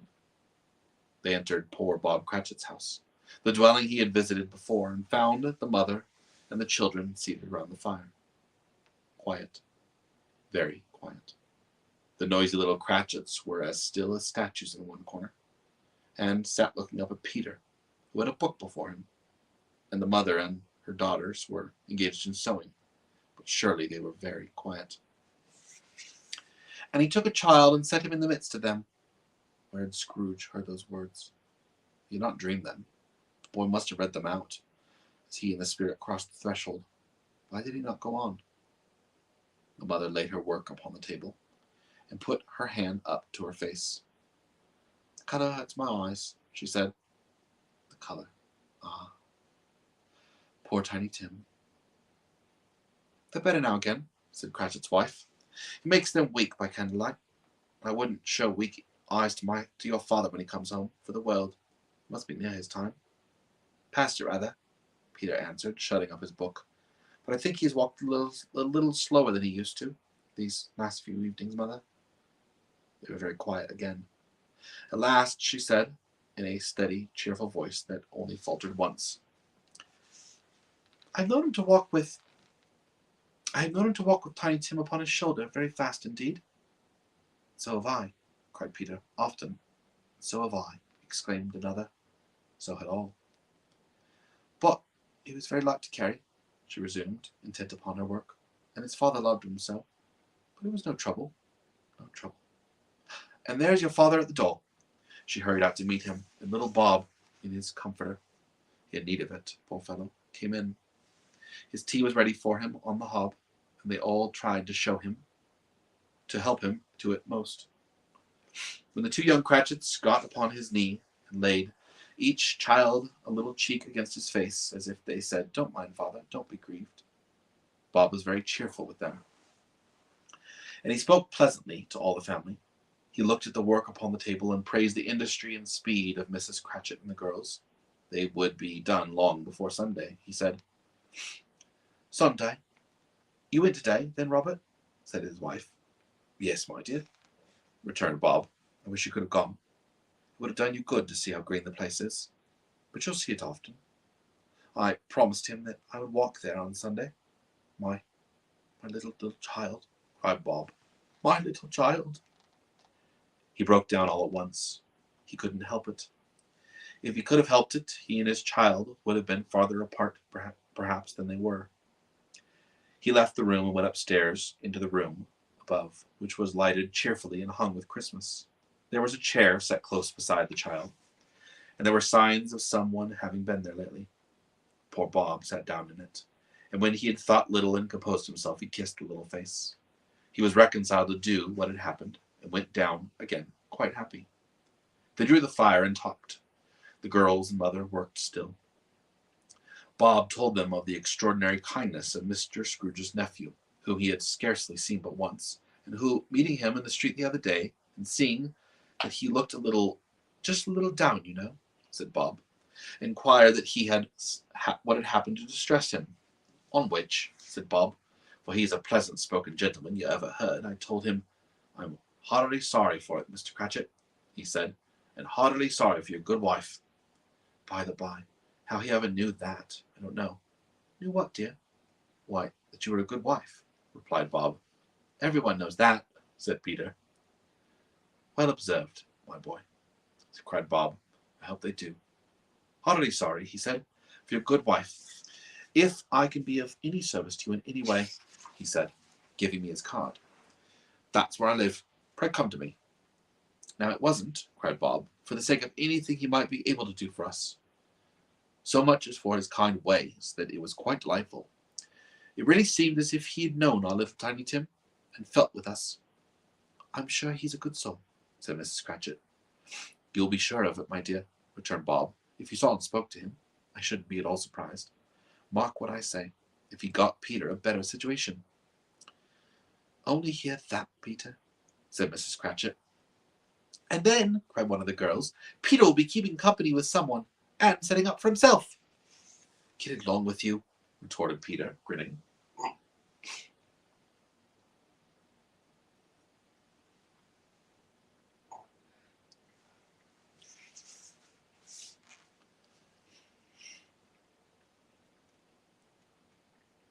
"It's just as likely as not," said Bob. "One of these days there'll be plenty of time for that, my dear. But however and whenever we part from one another, I am sure we shall none of us forget poor Tiny Tim. Shall we? Or this first parting that there was among us?" "Never, father," cried they all. "And I know," said Bob, "I know, my dears, that when we recollect how patient and how mild he was, although he was a little child, we shall not quarrel easily among ourselves, and forget poor Tiny Tim in doing so." "No, never, father," they all cried again. "I'm very happy," said little Bob. "I'm very happy." Mrs. Cratchit kissed him, his daughters kissed him, and the two young Cratchits kissed him, and Peter and himself shook hands. "Spirit of Tiny Tim, thy childish essence was from God." "Spectre," said Scrooge, "something informs me that our parting moment is at hand. I know it, but I know not how. Tell me what man that was whom we saw lying dead." The ghost of Christmas yet to come conveyed him, as before, though at a different time, he thought, Indeed, there seemed no order in these latter visions, save that they were in the future, into the resorts of businessmen, but showed him not himself. Indeed, the spirit did not stay for anything, but went straight on as to the end just now desired, until besought by Scrooge to tarry for a moment. "This court," said Scrooge, "through which we hurry now, is where my place of occupation is, and has been for a long time. I see the house. Let me behold what I shall be in days to come." The spirit stopped. The hand was pointed elsewhere. "The house is yonder," Scrooge exclaimed. "Why do you point away?" The inexorable finger underwent no change. Scrooge hastened to the window of his office and looked in. It was an office still, but not his. The furniture was not the same. The figure in the chair was not himself. The phantom pointed as before. He joined it once again, and wondered why and whither he had gone, accompanied it until they reached an iron gate. He paused to look round before entering a churchyard. Here, then, the wretched man whose name he had now to learn lay underneath the ground. It was a worthy place, walled in by houses, overrun by grass and weeds, the growth of vegetation's death, not life, choked up with too much burying, fat with repleted appetite, a worthy place. The spirit stood among the graves and pointed down to one. He advanced toward it, trembling. The phantom was exactly as it had been, but he dreaded that he saw a new meaning in the solemn shape. "Before I draw nearer to that stone to which you point," said Scrooge, "answer me one question. Are these the shadows of the things that will be, or are they the shadows of things that may be only?" Still the ghost pointed downward to the grave by which it stood. "Men's courses will foreshadow certain ends, to which, if persevered in, they must lead," said Scrooge. "But if the courses be departed from, the ends will change. Say it is thus with what you show me." The spirit was immovable as ever. Scrooge crept toward it, trembling as he went, and following the finger, read upon the stone of the neglected grave his own name, Ebenezer Scrooge. "Am I that man who lay upon the bed?" he cried upon his knees. The finger pointed from the grave to him and back again. "No, spirit. Oh, no, no." The finger was still there. "Spirit," he cried, tight clutching at his robe, "hear me. I am not the man I was. I will not be the man I must have been but for this intercourse. Why show me this if I am past all hope?" For the first time the hand appeared to shake. "Good spirit," he pursued, as down upon the ground he fell before it, "your nature intercedes for me and pities me. Assure me that I may yet change these shadows that you show me by an altered life." The kind hand trembled. "I will honor Christmas in my heart and try to keep it all the year. I will live in the past, the present, and the future. The spirit of all three shall strive within me. I will not shut out the lessons they teach. Oh, tell me I may sponge away the writing on this stone." In his agony, he caught the spectral hand. It sought to free itself, but he was strong in his entreaty and detained it. The spirit, stronger yet, repulsed him. Holding up his hand in his last prayer to have his fate reversed, he saw an alteration in the phantom's hood and dress. It shrunk, collapsed, and dwindled down into a bedpost.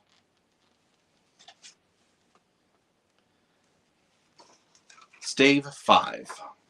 The end of it. Yes, and the bedpost was his own.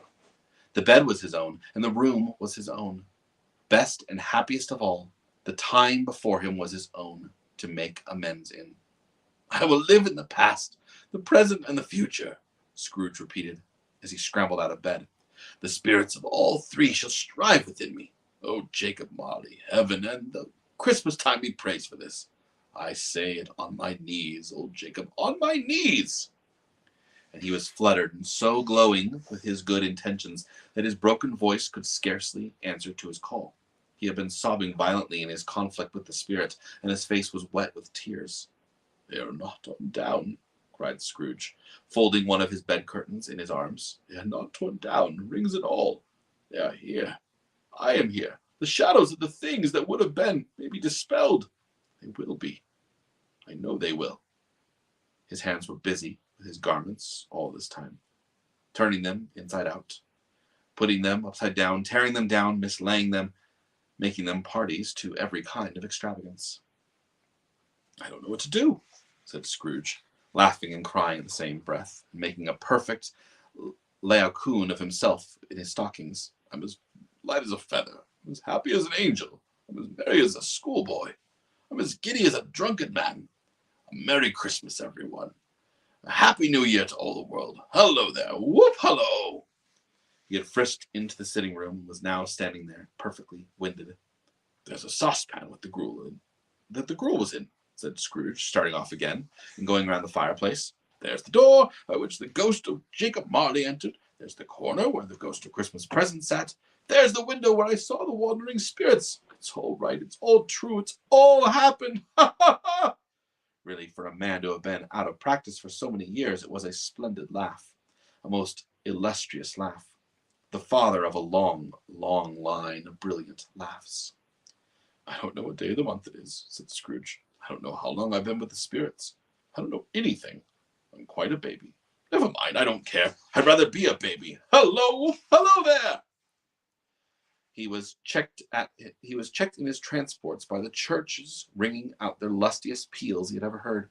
Clash, clang, hammer, ding dong bell, bell dong ding, hammer, clash, clang. Oh, glorious, glorious. Running to the window, he opened it and put out his head. No fog, no mist, clear, bright, jovial, stirring, cold.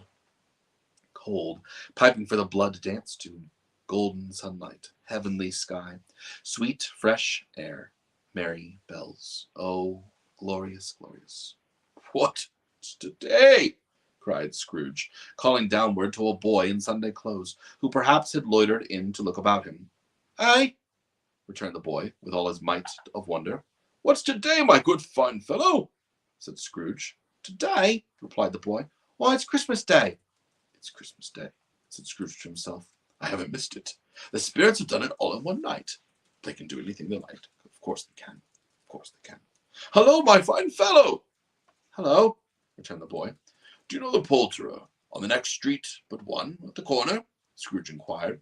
"I shall help by dade," replied the lad. "An intelligent boy. A remarkable boy. Do you know whether they've sold the prize turkey that was hanging up there? Not the little prize turkey, the big one." "What's the one with big as meat?" returned the boy. "What a delightful boy," said Scrooge. "It's a pleasure to talk to you. Yes, my buck." "It's hanging there now," replied the boy. "It is," said Scrooge. "Go and buy it." "Walker!" exclaimed the boy. "No, no," said Scrooge. "I'm in earnest. Go and buy it, and tell them to bring it here, that I may give them the direction where to take it. Come back with the man, and I'll give you a shilling. Come back with him in less than 5 minutes, and I'll give you half a crown." The boy was off like a shot. He must have had a steady hand at a trigger, who could have got a shot off half so fast. "I'll send it to Bob Cratchit's," whispered Scrooge, rubbing his hands and splitting it with a laugh. "He shan't know who sends it. It's twice the size of Tiny Tim. Joe Milliner never made such a joke to sending it Bob's will be." The hand in which he wrote the address was not a steady one, but write it he did, somehow, and went downstairs to open the street door, ready for the coming of the poulterer's man. As he stood there waiting his arrival, the knocker caught his eye. "I shall love it as long as I live," cried Scrooge, patting it with his hand. "I scarcely ever looked at it before. What an honest expression it has in its face. It's a wonderful knocker. Here's the turkey. Hello. Oh, how are you? Merry Christmas." It was a turkey. He never could have stood upon his legs, that bird. He would have snapped them short off in a minute, like sticks of sealing wax. "Why, it's impossible to carry that to Camden Town," said Scrooge. "You must have a cab." The chuckle with which he said this, and the chuckle with which he paid for the turkey, and the chuckle with which he paid for the cab, and the chuckle with which he recompensed the boy, were only to be exceeded by the chuckle with which he sat down, breathless, in his chair, and chuckled till he cried. Shaving was not an easy task, for his hand continued to shake very much, and shaving requires attention, even when you don't dance while you're at it. But if he had cut the end of his nose off, he would have put a piece of sticking plaster over it, and been quite satisfied. He dressed himself, all in his bests, and at last got out into the streets. The people were by this time pouring forth, and he had seen them with the ghost of Christmas present, and walking with his hand behind him. Scrooge regarded every one with a delighted smile. He looked so irresistibly pleasant, in a word, that 3 or 4 good-humoured fellows said, "Good morning, sir. Merry Christmas to you." And Scrooge said often afterward that of all the blithe sounds he had ever heard, those were the blithest in his ears. He had not gone far, when coming on toward him, he beheld the portly gentleman who had walked into his counting-house the day before, and said, "Scrooge Marley's, I believe?" It sent a pang across his heart to think how this old gentleman would look upon him when they met. But he knew what path lay straight before him, and he took it. "My dear sir," said Scrooge, quickening his pace and taking the old gentleman by both his hands. "How do you do? I hope you succeeded yesterday. It was very kind of you. Merry Christmas to you, sir." How do you do? I hope you succeeded yesterday. It was very kind of you. A Merry Christmas to you, sir." "Mr. Scrooge." "Yes," said Scrooge, "that is my name, and I fear it may not be pleasant to you. Allow me to ask your pardon. Will you have the goodness—" Here Scrooge whispered in his ear. "Lord bless me!" cried the gentleman, as if his breath were taken away. "My dear Scrooge, are you serious?" "If you please," said Scrooge, "not a farthing less. A great many back payments are included in it, I assure you. Will you do me that favor?" "Yes, dear sir," said the other, shaking hands with him. "I don't know what to say to such a munificent—" "Don't say anything, please," retorted Scrooge. "Come and see me. Will you come and see me?" "I will," cried the old gentleman, and it was clear he meant to do it. "Thank you," said Scrooge. "I'm much obliged to you. I thank you 50 times, bless you." He went to church, and walked about the streets, and watched the people hurrying to and fro, and patted children on the head, and questioned beggars, and looked down into the kitchens of houses, and up to the windows, and found that everything could yield him pleasure. He had never dreamed that anything could give him so much happiness. In the afternoon he turned his steps toward his nephew's house. He passed the door a dozen times before he had the courage to go up and knock, but he made a dash and did it. "Is your master at home, my dear?" said Scrooge to the girl. "Very nice. A nice girl, very." "Yes, sir." "Where is he, my love?" said Scrooge. "He's in the dining room, sir, along with his mistress. I'll show you upstairs, if you please." "Thank you. He knows me," said Scrooge, with his hand already on the dining room lock. "I'll go in here, my dear." He turned it gently, and sidled his face in round the door. They were looking at the table, which was spread out in great array, for these young housekeepers are always nervous on such points, and like to see everything is right. "Fred," said Scrooge. Dear heart alive, how his niece by marriage started! Scrooge had forgotten for the moment about her sitting in the corner with the footstool, or he wouldn't have done it on any account. "Why, bless my soul!" cried Fred. "Who's that?" "It is I, your Uncle Scrooge. I've come to dinner. Will you let me in, Fred?" Let him in. It is a mercy he didn't shake his arm off. He was at home in 5 minutes. Nothing could be heartier. His niece looked just the same. So did Topper when he came. So did the plump sister when she came. So did every one when they came. Wonderful party. Wonderful games. Wonderful unanimity. Wonderful happiness. But he was early at the office next morning. Oh, he was early there. If he could only be there first and catch Bob Cratchit coming late. That was the thing he had set his heart upon. And he did. Yes, he did. The clock struck 9. No Bob. 1/4 past. No Bob. He was full 18 minutes and a half behind this time. Scrooge sat with his door wide open, that he might see him come into the tank. His hat was off before he opened the door, his comforter too. He was on his stool in a jiffy, driving away with his pen, as if he were trying to overtake 9 o'clock. "Hello," growled Scrooge, in his accustomed voice, as near as he could feign it. "What do you mean by coming here at this time of day?" "I'm very sorry, sir," said Bob. "I am behind my time." "You are?" replied Scrooge. "Yes, I think you are. Step this way, sir, if you please." "It's only once a year, sir," pleaded Bob, appearing from the tank. It shall not be repeated. I was making rather merry yesterday, sir." "Now, I'll tell you what, my friend," said Scrooge. "I am not going to stand this sort of thing any longer. And therefore," he continued, leaping up from his stool and giving Bob such a dig in the waistcoat as he staggered back into the tank again, "and therefore, I'm going to raise your salary." Bob trembled and got a little nearer to the ruler. He had a momentary idea of knocking Scrooge down with it, holding him and calling to the people in the court for help in a straight waistcoat.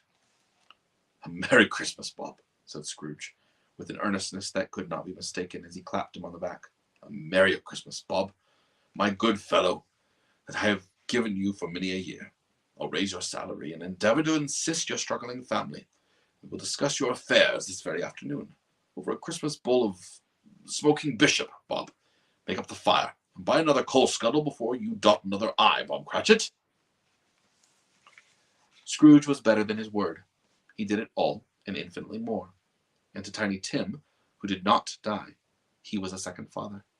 He became a good friend, as good a master, and as good a man as the good old city knew, or any other good old city, town, or borough in the good old world.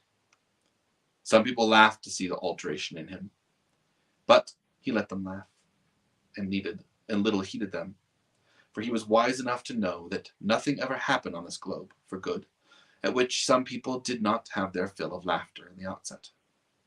And knowing that such as these would be blind anyway, he thought it quite as well as they should wrinkle up their eyes and grins, as have a malady in less attractive forms. His own heart laughed, and that was quite enough for him. He had no further intercourse with spirits, but lived upon the total abstinence principle ever afterwards, and it was always said of him that he knew how to keep Christmas well, if any man alive possessed the knowledge. May that be truly said of us and all of us. And so, as Tiny Tim observed, God bless us, every one.